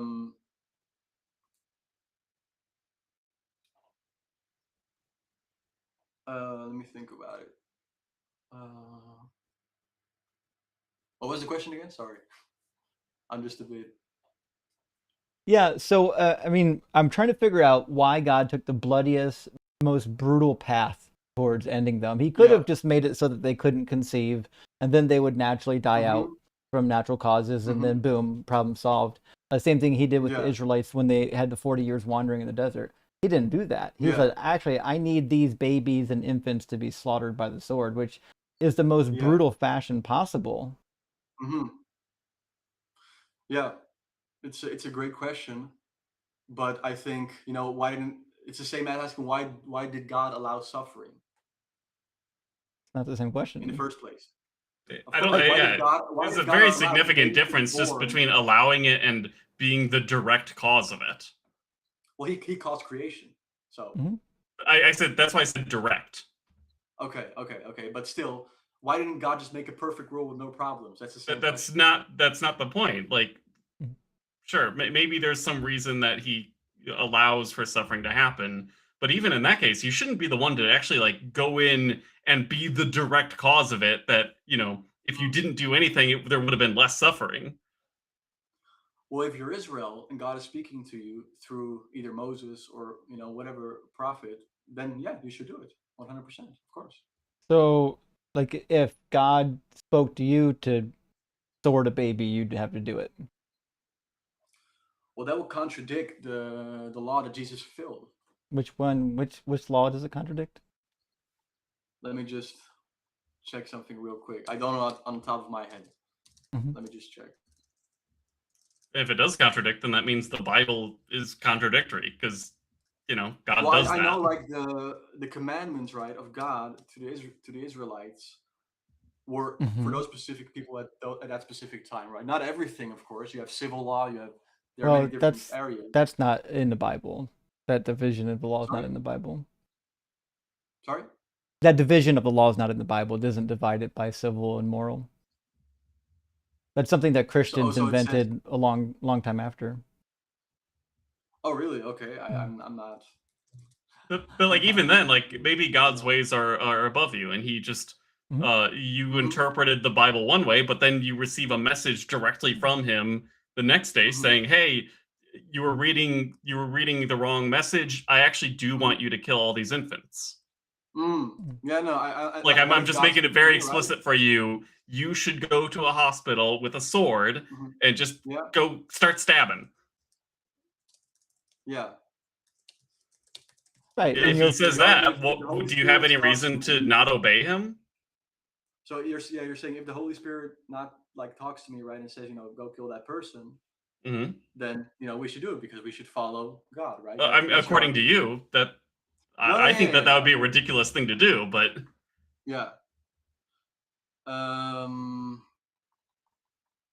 mean, if I heard a voice from above telling me to do that, I'd tell it to get bent. I mean, Yeah, I mean, I don't have like a clear-cut answer for you. I think this is the 'Cause problem I've with only, divine like command I've only been theory. a Christian. Sorry? I'm just saying this is the kind of the problem with divine command theory is once you accept it as a moral framework, there's no limit to the depraved actions that you could or would do for the God, because the God could basically ask you to do anything it wants to, and the God doesn't have any limits. Yeah. No, I wouldn't know that specifically, to Yeah, be so honest. I've only been a Christian for 6 months, guys. So it's okay. I'm not too much of a We're throwing a lot at you. There's a lot for a 6-month-old Christian or 6-month-old Christian. So Yeah, no, I'm not an expert, but I'm just just to go back a little bit on the idea that we should follow logic and that this has value, right? What you were talking about, Ian is your name, correct? Yep. So why should we place value on the logic that we inherently follow? logic just is reason, right? You have a reason to do it. That's all that's saying. Yeah. Okay. But why should we then again Are you saying why should we follow do the things spirit that- because of reasons? Yeah. I mean, it almost feels like the question is like self-answering. So when you ask like why should we, I take should to be something like the totality, like you have the totality of reasons to do this thing, and then you know what. So you're asking like why do we have a reason to follow reason? Like what reason do we have to be responsive to the reasons? It like seems like you already want self-answering. reason. In order to I ask could for a want it. reason, Yeah. then you know it seems like you've committed yourself to being responsive to the reasons. Okay, but so now you're assuming also that we observe things from a rational mind, correct? Not strictly. Okay. So it doesn't necessarily have to, not necessarily from a rational mind. So an irrational sometimes mind humans. can create logic. So well, I don't know what we mean by create logic, but yeah, sometimes humans act irrationally, and when they do that, you know, they're not being reasons responsive. These are irrational actions, and This is why we think fundamentally, really hard about things, right? fundamentally, the project of ethics isn't about like philosophizing our way until everybody is like, I don't know, like somehow like forced to do actions, but rather it's trying to tell people what reasons they have to do what actions and then indict them with irrationality when they don't. All right, so you're saying we should follow the logic and not contradict the logic because we inherently want to follow that logic on basis of the evidence that we very Not much do so, quite. or I not think quite. that the question like why should I be rational is incoherent because by asking the question you're already presupposing that you are rational. You're looking for a reason. And So, logic is just yeah. reasoning. Like that's just what logic is. The process of reasoning. Yeah, but but in objective reality, it wouldn't make any difference whether I follow it or not. No, it What does. do you mean it wouldn't make? What do you mean it wouldn't make difference? Like are you talking about like the consequences of what happens to you, or? Because again, it really seems like you're trying to say that we would only have a reason to have these things if there's like a punishment waiting for us. Are you sort of? But that's not really what we're trying to get at here. The whole point is that it's just do you have a reason in general? Well, I'm more like thinking as a human, like just placing my head. So if there is no God, right, and there's just this logic that we should follow, correct? Yep. Then I can just I ignore it. I don't care about it. Sure, but then in virtue of doing that, you would commit yourself to the falsity of your beliefs. That's what logic is trying to demonstrate. Is just that or that's what ethics is trying to demonstrate. Is just that the people who engage in these irrational practices are wrong. Like there's a false thing that they're believing. That anyone who believes that it's acceptable to do that is wrong. Okay, but yours, yeah, okay, sure, but so what? Like. So what? So what if you're wrong? That's kind That's of where like the whole point of what you were asking. That's kind of where ethics ends, right? Like there's kind of no point in even having the discussion if you don't care that you're wrong. I mean, maybe at that point you start getting into politics of like, okay, well, what do you do with the wrong people, right? Like, but you can also use logic to like, come up with a structure for that. Sure, but like from my standpoint, I still cannot like fathom obeying this logic. Why should I obey the logic? You're asking for a logical reason. That question itself is like asking for logic. So it seems like you already because I am a logical being, I should follow logical things. Not even. It's just because you're asking for reasons. You've committed yourself to like being reasons responsive. So because it seems like you think that logic is like this separate thing other than just like reasons in general. But they're the same thing. Logic is just a formalized process of reasoning. All right. And so if you're asking, hey, should I have a reason for doing this? You're presupposing that you're logical. Because otherwise you wouldn't even be asking that question, right? You wouldn't be asking for a reason. You'd just do it. No, yeah, sure. Yeah, you wouldn't even question it. You wouldn't question anything. You would just, just do it. The instant you start questioning it and like trying to ration it out, you get into this argument. Yeah. Okay. You commit yourself. But sure, but it's like it's still for me. It doesn't answer the question whether I would just like not care about it and just do whatever I want whenever. But well then you're wrong. Yeah, that's not the point of ethics. Is to force you to do anything. I would be in a fallacy. I would agree with you. That person would be doing something that doesn't make sense. It's illogical. It's wrong. Yeah, like you certainly have the capacity to not care about that, but you're wrong. That's what ethics seeks to prove. And people who are rational should probably make sure that they don't end up harming other people, right? Like the responsibility now falls on the people who can reflect on their beliefs properly. So how do we not know, like how do we not know that when we place value on other things, right? And therefore we are valuable, correct? Yeah. Okay. How do we not know that we're just creating that value? Because we would need to, in virtue of us being valuers, we would need to deem ourselves as being valuable. Otherwise, we can't confer value on other things. I value, therefore I'm valuable. Mm-hmm. But this is just in like you wouldn't say it isn't possible that this is just something that happens in the human mind where we place value onto other things and therefore I'm valuable. This is just a human a perspective, a human idea. That's all it is. It's not something in reality. Well, no, but that is in reality. So no, that is my stance. Is that what these things are is necessary commitments of being a thinking being who is rational. That in virtue of being a rational thinking being, you necessarily must commit yourself to these positions, whether or not there's like some sort of like external thing that this corresponds to is a separate question.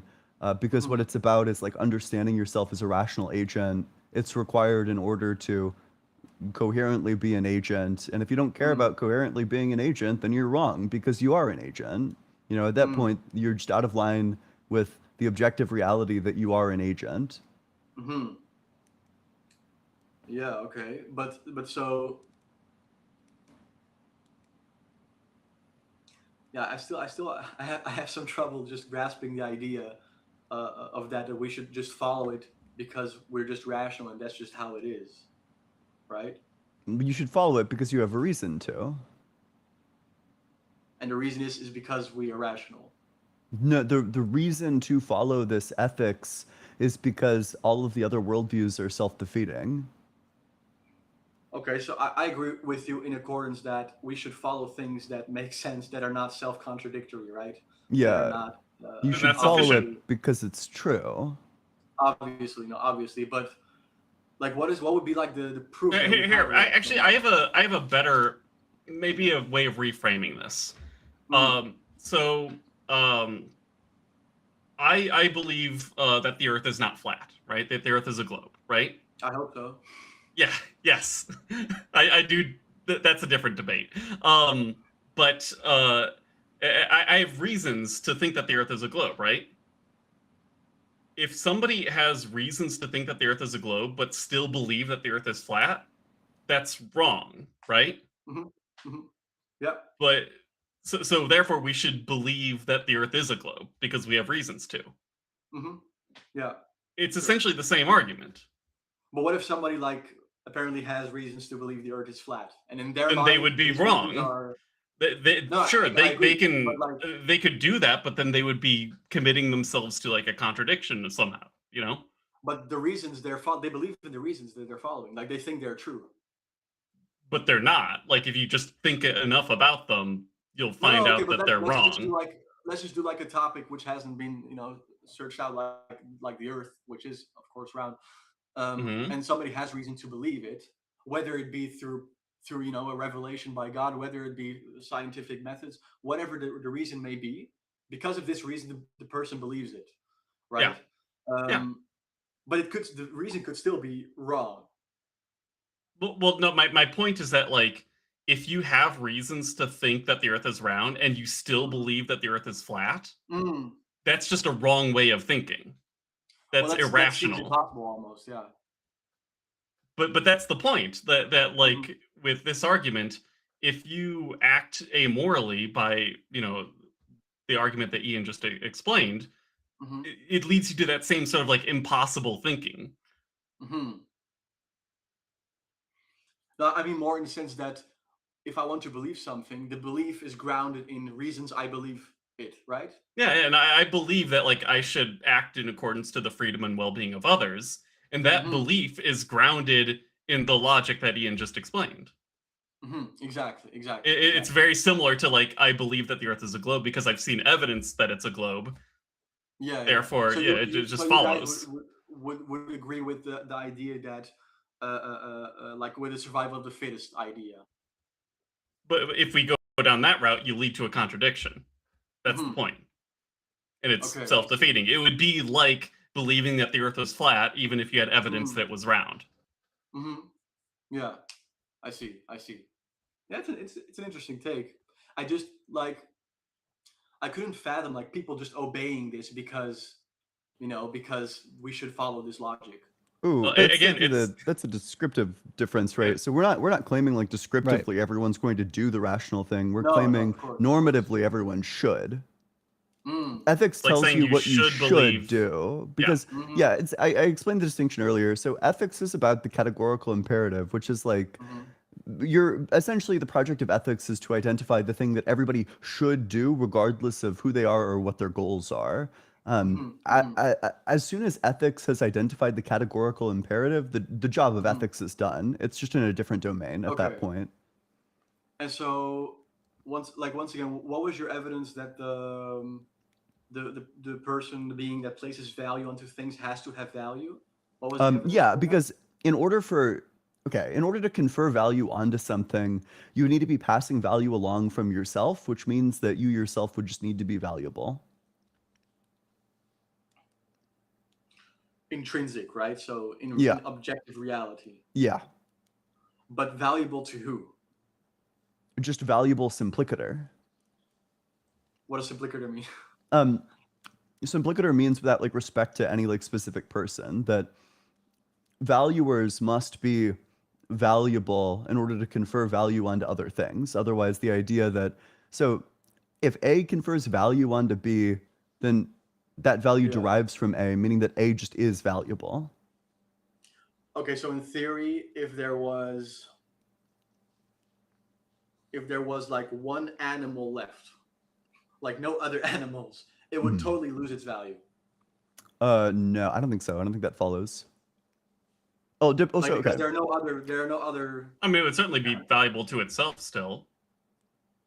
No, but you're saying like because others like have the value, right? That you also have the value.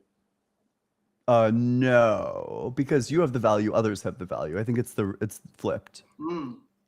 Oh, okay, like that. Okay, so you would still have the value even if there are no others. Yeah. Like that, what you're saying. Yeah. But then who's the value to if there are no others? Like to you. It's value simplicator. It's not value to a person or to that person, right? It's not relativized. It's just claiming like you are valuable. Yeah, but I'm still like, to who are you valuable? It's always. I'm telling you that that's like a malformed question. I'm saying that that's not the sort of framing that I would accept. I feel like this debate's is the going in little opposite circles a bit. of relative, yeah. But hey, Luca, listen, you've been interesting to talk to. I think the conversation's been beneficial, but we do have, I think, two other people waiting to get in. I'd like to grab them if we can. But Don't worry about it. you provided some good questions and some good conversation, and we really appreciate that. I thank you guys for your time. God bless you guys. Awesome. Yeah, it was a lot of fun discoursing with you. Thanks so much for coming by. Cheers. All right, guys. Have a great day. Have a great evening. Yeah, that was actually a really in-depth discussion on that particular ethical theory. I've not seen you go that deep yet, and that was good. I don't know if everyone else liked it, but yeah, I was kind of doing a bit of mixing and matching between ethical views. That wasn't like strictly the Gorth stuff. I actually dipped into like pretty like straight Kantian stuff when he was asking me about like intrinsic value. I know Kant has like an intrinsic value argument.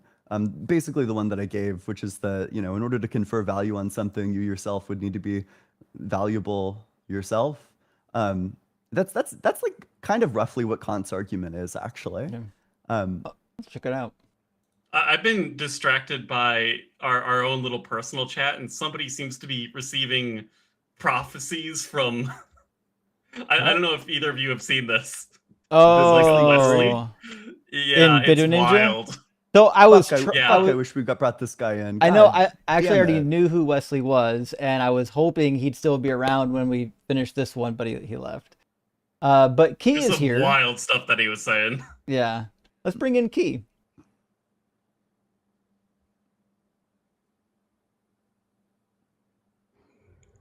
Welcome back, Key. Hi, how are you? Good. How are you doing? All right.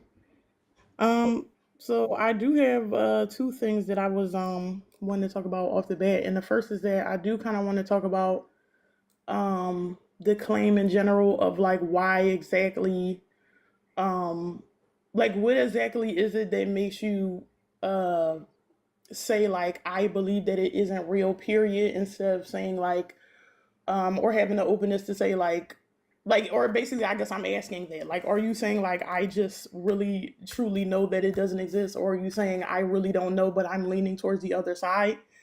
And then also, I'll say that I already kind of went over my basis for basically the fine tuning argument. But another thing that a lot of people don't talk about that I was hoping to talk about is that one of the things that makes me believe in it is the opposition to it, which I can get into that a little bit more. But Right. um, Are you saying that you believe Christianity more just because some people oppose it? well, I'm saying is that to be fair to your point, is that yes, there are absolutely people who are in the church who are just like plain not representing the Bible for what it is. And then I would have to say, like, why are you doing that? But then you go on the other side, and there are also people on the other side who are just plain putting things in there. Like, I'll give people that there are things in the Bible that are weird, but then there are people who are just putting things in there that are not in there. And then so I have to say, like, why would people on both sides be purposely misrepresenting it? Which is something that does make me lean towards, like, is there something in this book that is particularly true? Because why is everybody trying so hard to misrepresent it? Like, if the I Bible mean, was just wouldn't we just say the that same about the Quran and Islam? Like seemed like a universal idea. I mean, to be fair, you could say that too. But I'm not, versed in that particular book as. And then my thing actually with Islam particularly is that when I looked up Islam, Islam is actually the foundation of Islam is some Christian values. So that's what made me focus more on Uh, Christianity, because if you say that you based Islam off of a lot of the Christian foundation, that's why I chose to focus more on the Christian foundation. I don't think they did. They don't even think Jesus got crucified. But when I looked up like literal Muhammad, the founder, Mhm. he basically kind of like used he kind of like yeah, like he used a lot of Christian values for his foundation. Like And what? even when you consider the story, like it's from the same people. It's basically Ishmael, who is That's the one of Old the children Testament. of That's before Jesus. That's Abraham's son. yeah, it is And before again, Jesus. like you I'm could saying say that like Christianity's based on, Judaism. Right. So, I So and mean, I'm I sure you mean, could even go they're back all from three that of them too. are coming from the same book. Like they're all connected in terms of like they come from the same land, and I mean, they're it's Abrahamic. yeah, well, yeah, but that's just a particular reason why I chose to focus in on Christianity, because again, when I was researching it, it was again, this wasn't me saying that. But Christianity's like It in was the the middle of that information was chain, saying that. though. What was that? Christianity's like in the middle of the chain. It's not at the beginning. I mean, like if you look at some of the non-biblical canon, you could kind of argue that there are things that were talked about early in the beginning before all of that stuff. like what? Which I don't know if people go into the non-biblical canon, but Like what? like even the idea that if you look at the book of Adam and Eve, like God already kind of suggested that there would be a being that would have to come and make up for the sin that you created in the garden. So he kind of already alluded to Jesus The Book of Adam and back when Adam and Eve. Eve were there. What was that? Why would anyone read that one? What do you mean? Why would anybody read it? Do you know who wrote it? No, but do you secondly know who wrote any of the books? Well, I mean, Christians think they do. For It's example, they because would it's say that information. Paul wrote the Pauline epistles. They would say that at least Mark wrote Mark, perhaps. But I'm trying to figure out, well, why the Adam and Eve book is relevant. This was done 500 years after Jesus died. Because if you say like because again, I was not a person who was raised in the church. So if you say like I'm looking for information about God, then it's a book that has the same characters and it has the No, same God in it. but it was written 500 years after Jesus, which explains why there's a Jesus character in there. It was obviously written by some sort of Jewish Christian sect or just a Christian sect altogether. Well, I see what you're saying there, but I also think that it's not fair to not look at the information. I still think that you should read it. Like, I don't think that if you're going to say I oppose it, or if I do want to believe it, to just ignore. Like, if you're interested in the subject, why would you ignore a particular book that's talking about the same thing I that didn't I you're didn't tell you not to interested read in? it. No, I mean, if you said like, why would somebody read the book? That's why I read the book. Oh, I mean, sure. I mean, listen, if you find it interesting, you're more than welcome to read it. Now, what I'm trying to figure out is why anyone would pick the Christian God. And you kind of, I think what you're trying to say is like you looked at the other religions and they were, they weren't convincing. Somehow Christianity is convincing to you. Is that kind of a summary? Yeah, like I'll say, like I said, is that I was a person who did not like I had some of those same situations happen to me where like I said, I wasn't raised in the church, but sometimes when I went to church with other people, I would have the same instance where, people didn't let me ask questions, or there were things in there that I didn't understand. But then when you read it and then you start to see that some of the answers to those questions are just in the book. So it's Hmm. kind of like why won't people just represent the book the way that it is? Like what incentive do people have to keep on Well, misrepresenting the information? I think it's a long tradition because I think the New Testament completely misrepresents the Old Testament. So I think Christians come by it honestly. Because honestly, like I actually have contention myself now with the term Christian because like I said, there are a lot of people who claim to be Christian or are pastors or blah blah blah, but you're not. Like when you read the book, it's like you're doing stuff and saying things that are not even in the book. So that doesn't particularly make sense. But when you consider that kind of what I was getting into before, like if you consider like, well, why would somebody want to do that? And it's because if you totally negate the idea of God as power and authority, like yes, people are going to do other things, but then there are going to be people who are going to say, well, then I have to concede to other human beings power and authority because I've there's nothing else. I have no idea what And you're there are a talking about lot of right people now. who would have a reason to I'm want completely to lost use here, Key. anything to have power and So authority I over you. needed a yes or no about like 30 sentences ago. All I wanted to know is it accurate to say that you kind of thought that Christianity was the most convincing out of the other religions you look into? It does have a lot of the answers. I would say All right. yes to the questions that people ask. Okay, so my next question then is I'm not too concerned about the answers. I am concerned about this particular question to you, which is what would be like something convincing about Christianity that would lead one to say, "Oh, that God, that's the one." I mean, because if you look at it on an organic level and you say like, okay, there are things about biology that lead you to believe that there's something higher, and Uh, then Wait, what? so you you were learn alluding about. to a fine tuning argument earlier, and I am kind of interested in how you go from fine tuning to the Christian God. Well, that's what I was saying, is that it's something that you just encounter as a particular answer, and then you go deeper into it and you read the book, and then you start to see that, like I said, there are a lot of misrepresentation. Like when I read the Is book, I was is like, there I'm biology not in the book? really, yeah, and I'm not interested in the misrepresentations. I'm just interested in why we should think that that is true, given what we observe in the world. well, that's kind of what I'm saying, is that it leads you to the other thing, like organically. Like if you say that I have a belief that there is something higher than me, and then people are telling me there is this book that is offering the answer to what that thing is, you're going to look at it. A lot of people claim to have answers. I'm asking, like, specifically, why this book? I mean, because like I said, when you look at a lot of the other religions and you see that their foundations come from the things that are in this book, that's But what what made if me go but to what if the that book's not particular thing. true? Yeah. Like it doesn't matter that But that's what somebody I else said, is thought it that was the true. I said, thing. what if it's not true?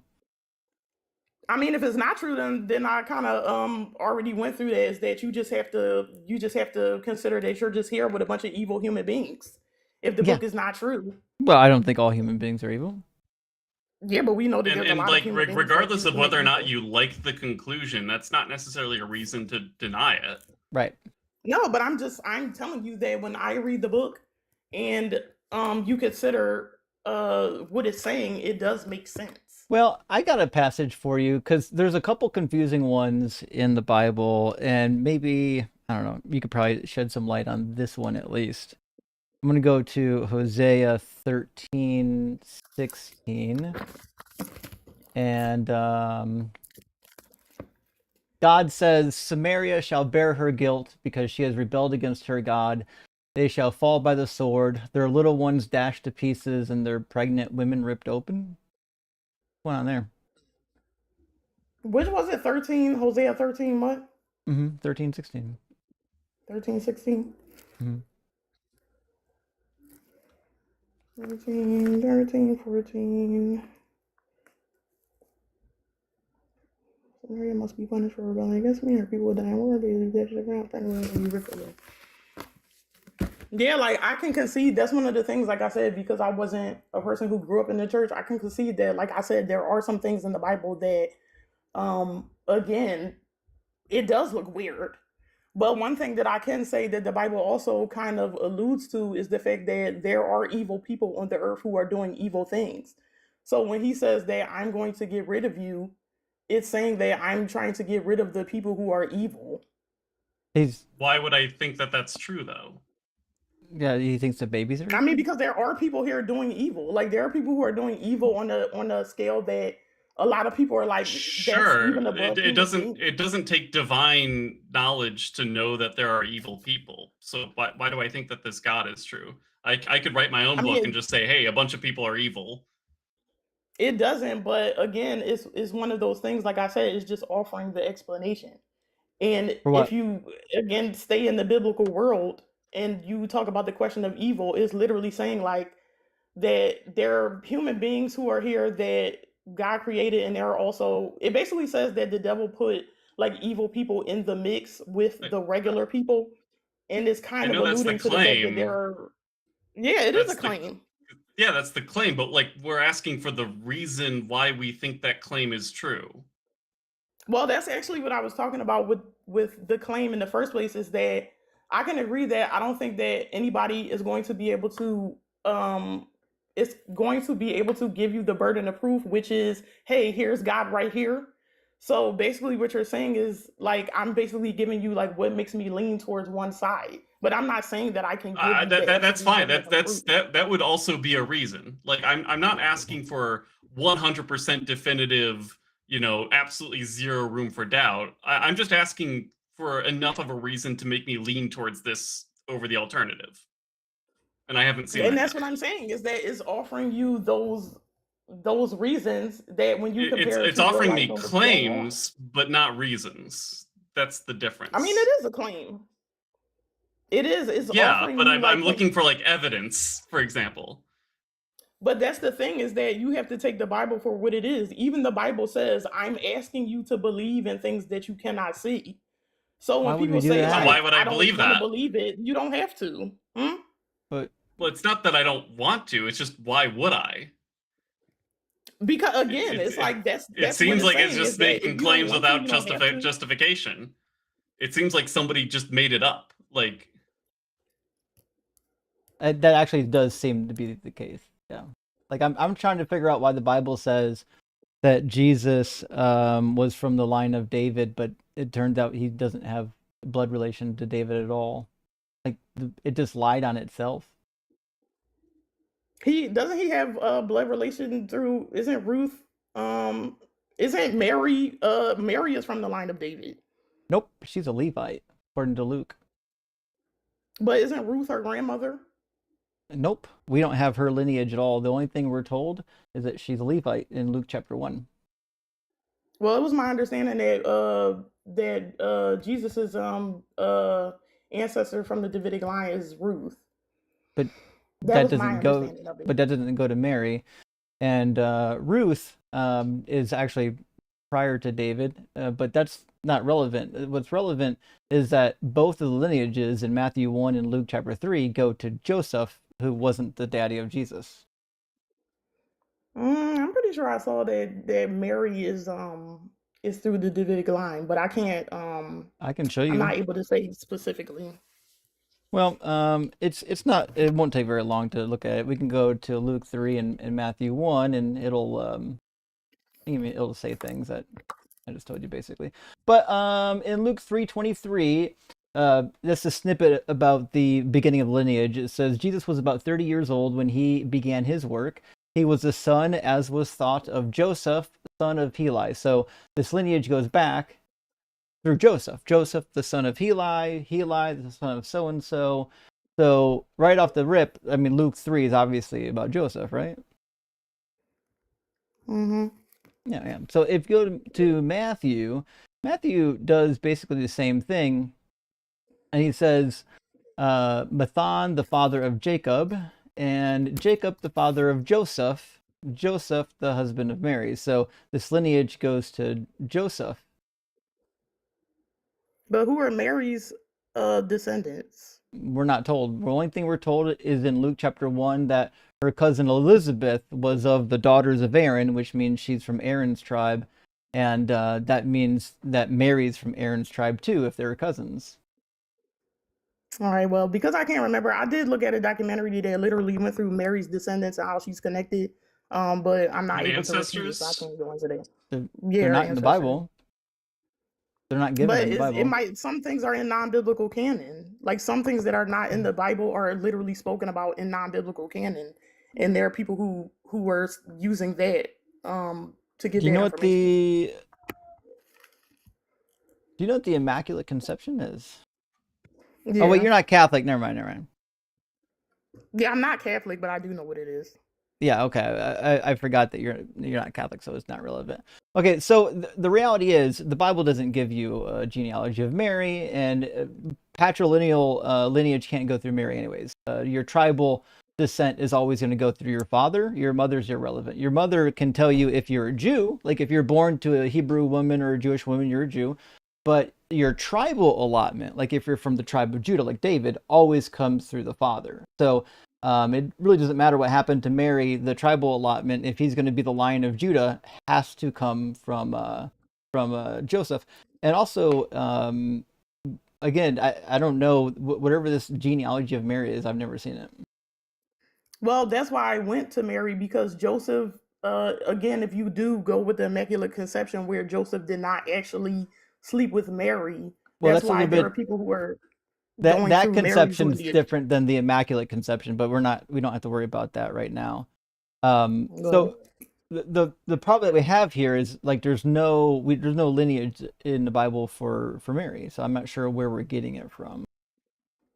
Well, like I said, I can't. It was literally a documentary I was watching, but because I actually do have it written, but because I don't have it right here, I can't go into it. But I really believe that they were using non-biblical canon, and that's why it wasn't something that was in the main 66 books. But why? Why would I care what some books said? Isn't the Bible authoritative? Well, because like I said, if you go organically as to like why did you even read the Bible, is because if you, again, like if you say like I have a reason to believe that there is something above humans, and this book is offering me an explanation, and then The you read the point, book, though, and then you the point though is that this book seems to be full of like a lot of different contradictions, and sure, it has some true things, but that's exactly what we would expect for a book that somebody made up. It would have some contradictions, some true things. Seems just like any other work of fiction, honestly, to me. Right, yeah. Precisely. And again, like I understand when you say that, like, oh, the Bible was written by human beings and it has contradictions, but so does the alternative. Like when people say, "Oh, I don't believe in the Bible," and So why would I believe in the Bible then? Human beings could be contradiction. I mean, could be contradicting themselves in their Is it scientific possible research. that none of Because it's these human holy books are beings. true? Again, even the Bible says that I'm asking you to believe in things unseen. So if people say I don't want to believe in that, that's fine. Right, but my It question also is, tells you that most people are not is even it going to believe in it. possible that none of these books are true? I mean, again, if you're talking about because people can't give you that ultimate burden of proof, as in God is right here. I didn't ask Yes, you that. have the But you have the right my to say I question don't believe in it. is it? I'm not asking about it. I'm saying, is it possible that none of these books are true? The Quran, the Bible, the Vedas, that none of them are actually real. Yes, you can say that it's possible. I mean, Okay, yes, you can say that. That's my point here, right? You're saying, well, these other books, yada yada yada, they're not real. Well, but then you look at the Bible and you're like, oh, well, this thing has contradictions too. It seems like if you're going to throw the Quran out, you should just throw the Bible out with it. They're both full of contradictions, failed prophecies, and bad history. But my thing is that I'm not. Again, like if you say like, oh, human beings wrote it and it could possibly have contradictions, that doesn't mean that the being that they're speaking about has contradictions. It means that the humans who wrote it are being contradictory. But just like you could say, why would we trust a book that was written by humans that's full of lies and contradictions about something as important as a god? But you could also say that about scientific research. A human being wrote it, and why should I? You could say No, the same thing. the whole point of science is that it corrects itself. Like the only thing that has ever proven science wrong is better science. Mm-hmm. But you also have to But consider that if religion is wrong, it's forever wrong. there are research studies that had to be redacted because somebody fudged the numbers. Like you could Sure. do the same Again, thing the with only that. thing that has ever proven science wrong is better science. That's my point. Yeah, like when someone But if you're gonna fudges the say- numbers and gets exposed for fudging the numbers, you know, it's the way that these people are found out is not through like a religious book. It's through other scientists looking at their data and saying, "Wait a minute, you know, it's better science." Exactly what Quantinaut's saying. But if you're going to say like, hey, you can't 100% go off the Bible because human beings wrote it, then I could say that for anything that human beings are doing that I could say I'm not sure that's if not what I true. said though. I didn't say because I'm humans saying wrote that. it. But I'm saying you're, we have you're more supposed reason to be to follow. You should be responding what we say, not what you want us to say. My whole point is that we have more reason to follow science than we do a book that was like written in what, the Bronze Age? I mean, some of it may be at best. It's still, I mean, technically, you can't simply say that I'm not going to agree with it because of how old it is. It still has historical value. No, that wasn't my point. My point is that I just have more reason to follow science just because there's a lot more evidence for it, right? And again, like I said, that's one of the reasons why I agree with the things that it's saying is because it is offering you something realistic. It is literally saying if you can't believe in things that you don't see, then that's fine. It though? It didn't say that. Yes. No, because it says like the Earth was created before the sun, doesn't it? Like the New that Testament seems nonsensical. Says if you don't believe it, you go to hell. But you know, but it also says that you have a choice. It says that everybody's not going to go through the narrow gate. No, you don't have a choice. It literally says most people are not. If your even going choice to be able to be a believer. is love me or burn, then you don't have a choice. You've got a gun to your head. Well, the Book of Enoch describes the second death as just a separation from God. It doesn't say you're going to be burning for eternity. Well, the Bible doesn't. The Bible says you burn him. Well, again, like I said, I also look into non-biblical because the Book of Enoch is considered. Doesn't the Book of Enoch have like wizard battles in it or something? Not that one. It has some things. Oh, okay. It has some things in it that are similar to Revelation. Yeah.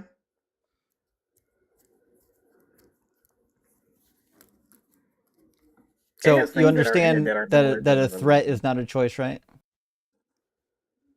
I mean, if you say like I rejected God and then my punishment is to be away from you, if you don't care about him anyway, is that really a punishment? I didn't say that. I don't believe in your God. Why would I say I don't want to be with you when I don't believe in it? Because that's what it's saying. It's saying if you just reject me, you're just not going to be with me. That's not how that works at all. I didn't reject him. I don't believe in him. I don't think it Yeah, exists. so you said I don't believe in him, which is a rejection of a being it's that not. if you say he is real.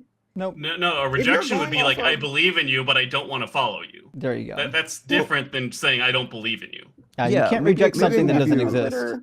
Yeah, maybe I can give you an example. You know, let's together. say, wait, I want you to imagine, let's say I'm in like a parking structure, and I've chosen this like one car that I'm looking at, and as soon as the owner of this car comes and like opens up the car, I'm going to step out and like hack him to pieces with my chainsaw. Now keep in mind, he doesn't know any of this.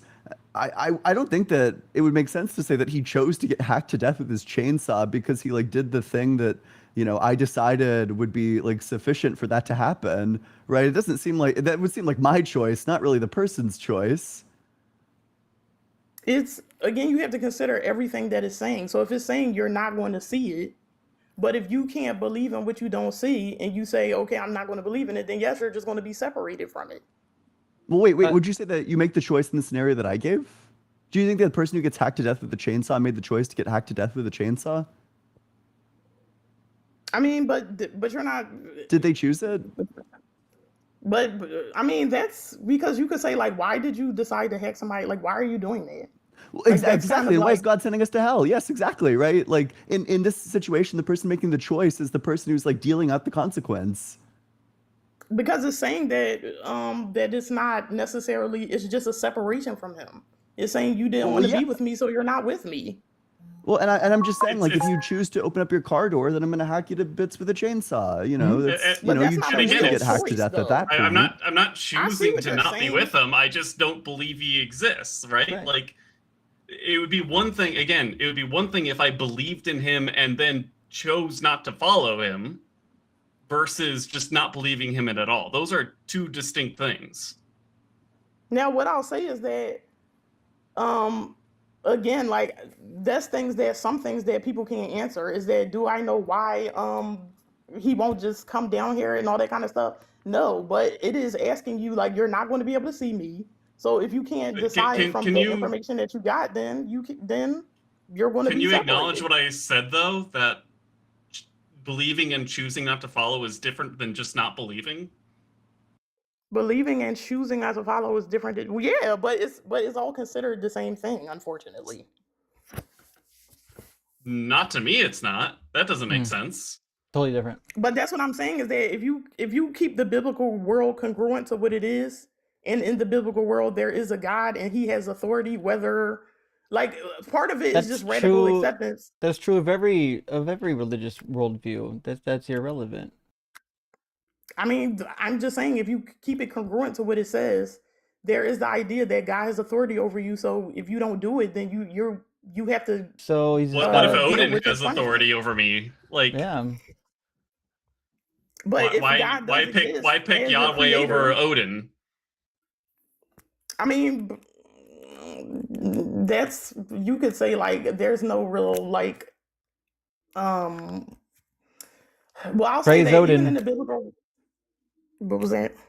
I said praise Odin. Well, even in Or praise dog, the really. biblical world, there is an explanation for why there are those things, because it does say that there are other gods that people worship. It just says that I'm the God over all of those gods, And and other that's books, why I said don't listen to them. yeah, and other books would say that the God of the Bible is one of those pansy gods. That's true, they do. Marduk But I fucked him already up. said that that's why I particularly chose to go into the actual Bible and not those other things. Is that, Have you? I mean, it seems like, hey, you got the Bible and it says that this other religion is false, but then you got this other religion which says that the Bible is false. So if I don't believe in any to start with, why would I go to one over the other? But again, if you consider that those major religions are all coming off of, like, literally the same Not all foundation. of them. Not all of them. I mean, some of the other ones don't even consider a god. Like, some of them are just a way of life, and some of them are explained through. You know, what if I explanations wanted to that worship like Shiva, for example? you can do that, but it would just be considering that you chose to worship that and not the creator God, which Yeah. is what the Bible. So is all why would I choose, the Christian God over, Shiva? I mean, I They explained that both the say reason that they're the right answer, right? Like, they both give explanations for why the world is the way it is. They both make claims. They both say that the other one is wrong. So, I mean, like I said, is that of course you can choose to believe whatever you want in life, but when you say, like, why Well, did I I go don't. through that? Yes. I'm sorry to interrupt, but you don't really get to choose what you believe. Like, you're convinced by something or you're not, but you can't choose to be convinced by something. Like, you can't choose to believe that you're literally on fire right now, can you? I mean, and there is a certain sense where you can choose what you believe. But I guess that is a better word to say you're convinced by it. But you are allowed to choose your beliefs. You can say, I don't believe that. You can say it, but it doesn't mean you don't believe it. Belief is a state of mind, not something that comes out of your mouth. yeah, can you believe that you're on fire right now? Could you, like, give us a demonstration of that? I mean, I don't see why you can't choose your beliefs in terms of, like, which book I Because- follow. And Because following is not the same as believing it.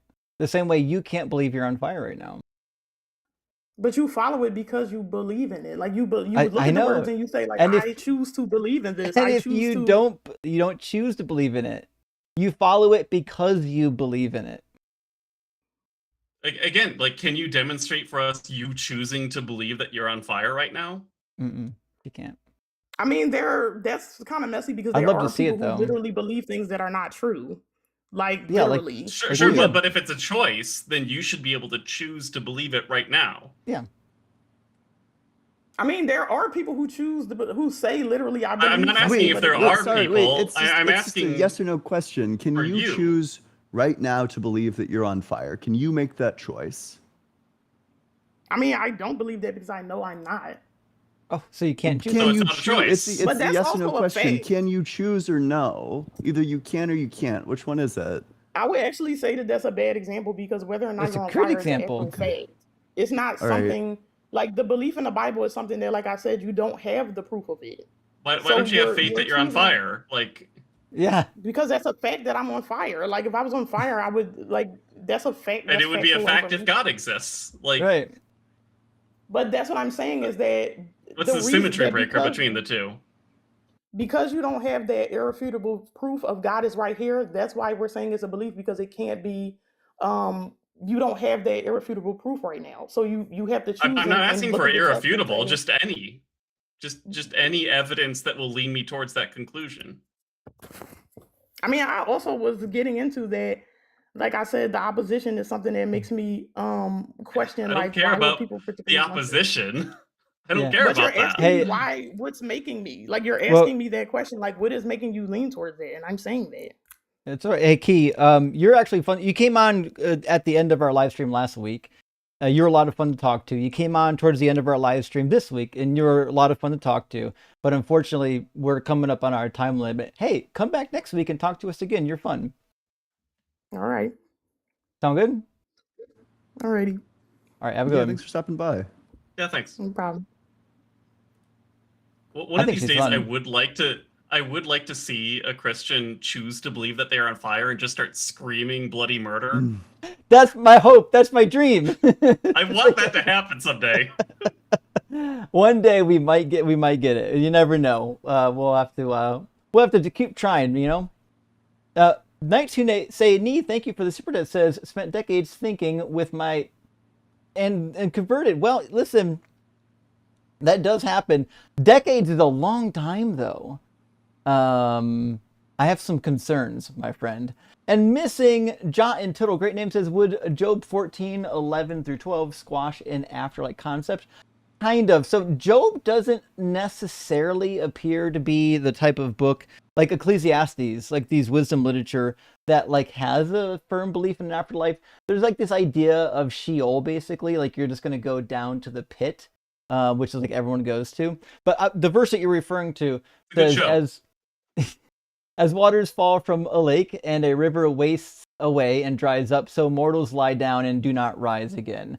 And this is very similar to what David says in one of the Psalms, and then also in Ecclesiastes, where it says the dead know nothing. So there, in the period of the wisdom literature, which Job falls into, there was certainly this idea that there was no resurrection of the dead.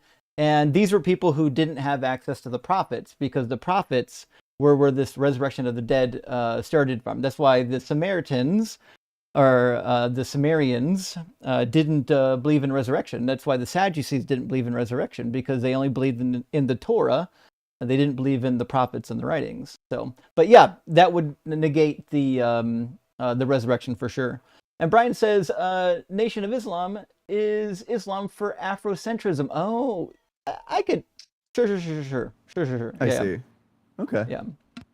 And Vintage says, come on, callers. We need some bippin' and boppin'. Oh my gosh. That clip was phenomenal.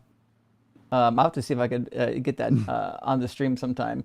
Flow TDI, thank you for the super chat, says, oh, Russell, where is this list? You should come up and show the world this greatest argument. Don't come up if you're a coward. And it's a stupid one. He's going to come up here and do, what the hell is that that guy that's been running around here pretending to have a defeater for atheism that created his own argument? The fucking, oh god, the Elliot argument? Yeah, the Elliot. Oh Yeah. my god, that dude That's is what like he's gonna dodging run. me. That I dude missed is this. dipping, ducking, diving.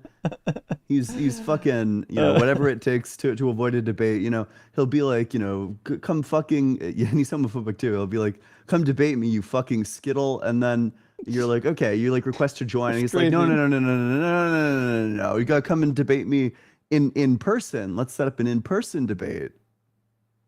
So he's It's never like, going to debate why you. are you The why are bro you wants to such a see coward other men fuck? in person. Yeah. Yeah, I don't know. He's just a coward. He's like a spineless coward who's ducking me, quite frankly. I'm not surprised. Flo TDI, thank you for the super chat. Says, I'm not going to cast my pearls before swine. The guy who requested up to cast his Mardi Gras beads at us. That's what I'm saying. If you come up on our stream that you've already declared that you're going to cast your pearls before swine, what are you doing? Just trying to back out at the end? And Keiko Kiss says, cast my pearls to swine, sincerely loving Christians. True, this is Jesus' work.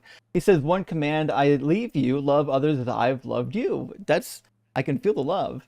And Sully says, what was his favorite argument as an atheist? Ask. I should have asked.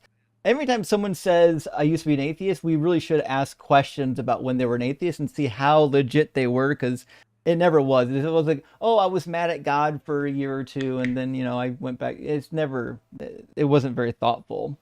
Yeah, whatever, man. Game Guy says, apparently Christians read their dictionaries like they read their Bibles. True. How often have we had trouble in conversations because mere English words in the dictionary have been tripping people up? Joshua Everett, good to see you, friend. Thank you for the super chat. Says, even if we accept that there is an outside of space-time, we can't do anything more than imagine what might be out there or how it works. I would imagine so. Like we're still figuring out space-time itself. How in the world would we be able to conceive of non-space-time? It's weird. But like even then, like no matter we're trying to hypothesize about God time or whatever. You still need some kind of causal chain, right? And that's Yeah.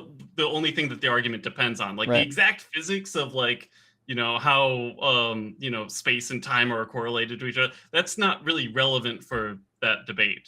So Sure. Yeah, I think maybe they want to say like one of two things. Like maybe they either want to say, okay, so we have God and God time, and then there's like some moment that's like simultaneous between God time and our time, and God like wills the creation of the first moment, but then that just collapses into a single timeline because there's like simultaneity between these moments.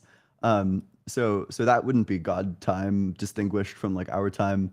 The other thing they might want to say, maybe they want to say like God and God time at some point just decides to create like the block universe, and then he just creates the entire timeline all at once. maybe I'm trying to really steelman this argument here. You could potentially do something where you have an eternal timeline, and every point on that timeline, like every irrational value, can be mapped to a positive rational value on a separate timeline. And so you can, in theory, have like an eternal timeline where every point at that time is eternally creating a point on a timeline that has a finite beginning. Maybe. Yeah, but yeah. So in that circumstance, then you would just say that like God creates like the entire block, because if you have like one moment that exists from eternity and gives rise to a next moment, well, then that next moment also must just be eternal, because you can't have like you can't have like a finite duration between these 2 points, and you can't have like an infinite duration. Well, you can map an infinite timeline to a finite region. Wait, what do you mean? Oh, Matt. I do know what you mean. Yeah, that's fine. Yeah, that's fine. But okay. So the problem is that so we have like the change line and we have the timeline. Now some people come on and they defend like the relationalist view of time, that time is just like the relations between moments. What these people are essentially saying is that the change line just is identical to the timeline, that these are the same line. But then there are people who distinguish it, but they would still say that every point in the change line maps to some point in the timeline. Okay. Yeah, and that's not doable if you think that there's like having like an eternal moment in the change line, like an eternal first moment in the change line. Like maybe you think that there's like infinite empty time, and then it gets weird, it gets messy. Maybe I'll DM you about this later. I'm Yeah. kind of interested in trying to maybe mathematically make this work, but Sure, yeah. And Neck2, thank you for the super chat, friend. Says Ian time is greater than God time, and that has to be a fact because God doesn't have any time. W and Brian says screw turtles all the way down. It's God meta time all the way up. Yes. Yeah. And Joshua Everett coming again says, I would take 10 hours of chaos calling in over any speed talking Phil, bro. You know what? Yeah. Well, actually, Ian's gonna like snuff them out most likely, but I'm not interested in taking them. Liquid, thank you for the super chat, friend. Says, could it be argued that the reason to listen to God is for well-being, heaven, or is it that not technically well-being? Pretty sure it isn't freedom, at least. Well, that's really interesting. Yes, you could make that argument that, but then at that point you're appealing to secular ethics. You would need to say that there's some reason for you to have well-being that's independent of God's commands. That makes sense. So at that Good point, answer. like the moral authority is something other than God, which the Christian doesn't want to say, because then you could make like literally this exact same argument on the atheist worldview. Whatever accounts for the fact that everybody ought strive towards well-being, it's not because God commanded it, otherwise you run into like circularity. There needs to be some reason that everyone has to value their well-being in order for the Christian to appeal to the value of well-being as being like why you should listen to God. I don't know if that makes any sense or if that's like Yeah. No, it's good. Yeah. Straightforward, good to see you. Thank you for the super chat, friend. Says the argument about time, just love it. Those having blind, illogical faith, the Bible rejects that idea in 1 Peter 3:15. True. And in Romans 12:1, that is also true. Sundays with you guys are awesome. So thank you. Well, straightforward, thank you. And we try to do as much entertainment and dialogue as we can on Sundays. Today was a slow start, but I think we got a couple good ones in. Slow TDI says reality, we follow reality. You don't need God. Rock hard for Doug. True, if God needed us or wanted us to follow him or we would just know. You don't have to do the hiding game. Puma says the truth I follow is women. Whatever my girlfriend tells me is the truth. If I disagree, I sleep on the couch. Well, yeah, you do have to be careful, friend. Be careful. And Kurt, thank you for the super chat, says sprinted away from the slavery topic. Probably smart, but once you admit the Bible endorses slavery, you need God for morality is dead. That's the case. Yeah, I think that's why the slavery topic and some of the others like slaughtering babies and pregnant women is so powerful when you're talking about the moral argument, because most of Christians don't know that those verses exist. Space Lord says, if revelation from God was repeatable, testable, and novel, then I would take it more seriously. Verily, I say unto thee, it ain't. And we agree, verily, verily. Nice to say, Nee says, some people don't believe in God. Therefore, God. I mean, that is... Yeah, that was an interesting argument. That is basically it. That was the argument. And user, thank you for the $10 super chat. Says, question for Justin. Is there anything that would suggest Adam and Eve ate from the tree of life previously, trying to understand if they were immortal and therefore eating actually did cause them to die? Okay, so I think they were never mortal to begin with, because if you go to the passage in chapter 3, we're going to go to Genesis 3:22. God is like pretty concerned about the situation, and he says something that should be striking for most people. It says, then the Lord God said, see, the humans have become like one of us, knowing good and evil, and now they might reach out their hands and take also from the tree of life and live and eat forever.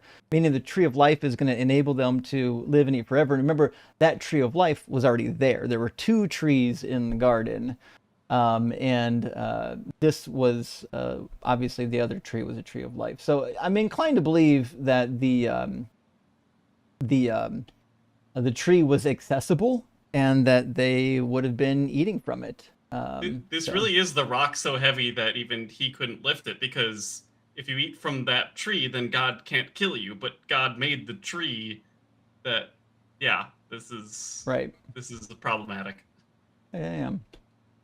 Stefko says, does he consider the Da Vinci Code non-biblical canon? Oh, I mean, at that point, it was like nothing was off the table. Like there was no thing that couldn't become like, a message of Jesus Christ somehow if you just went hard enough.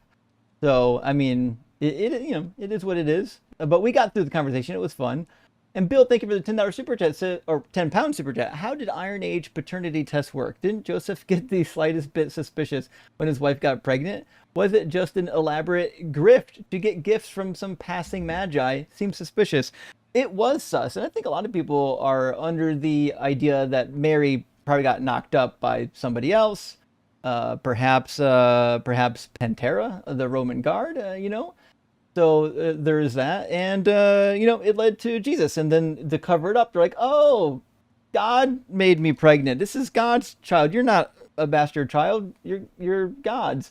So I think that's probably what happened, to be honest. But paternity tests were basically word of mouth. Your father would vouch for you, his father vouched for him, and that was just kind of how the thing worked. You know what I mean? Anthony, thank you for the super chat. Says rock hard for Doug this great Sunday. Thanks, y'all. Well, thank you for supporting the stream. Super much appreciated. And Anthony as well says, Justin, what the hell's going on in Ezekiel 23:20? Okay, so it talks about the emissions of stallions and members like horses and whatnot. This is referring to the lovers of the wayward Israelites that are being personified essentially as what's the word? I don't want to use the WH word. What do they do in the Bible? Well, they're being personified as prostitutes essentially. And so there's just some imagery, maybe the most graphic imagery they could think of when they're writing it to show how lewd these people groups were, in metaphor, obviously. So that's actually what's happening. But it's a weird verse for God's holy word. And Corin Horn says, isn't it a dead end for Christians to argue that the creator of the universe is outside of time? Isn't the Bible God obviously in time? Well, Corin, that's my take on it. There's nothing in the Bible that I think says that God created time, because the Bible doesn't know time existed. Yeah, there's like quite a bit of cope that I think needs to be done there. I think basically the view that they want to take is something like, okay, God is timelessly willing to act at all of these like different times. That God is like willing the entire timeline, but it includes like these various like miracle events, and he's kind of just like eternally willing, like at this time this happens and at that time that happens. And I mean, I think that there's strangeness there, but I think the creation of time itself I focus on the creation of time itself just because, you can't really be willing, like X happens at X time, Y happens at Y time, if time itself doesn't exist. Either it exists or it doesn't. And if it doesn't exist, then God needs to change from not creating it to creating it, and that's problematic. Right.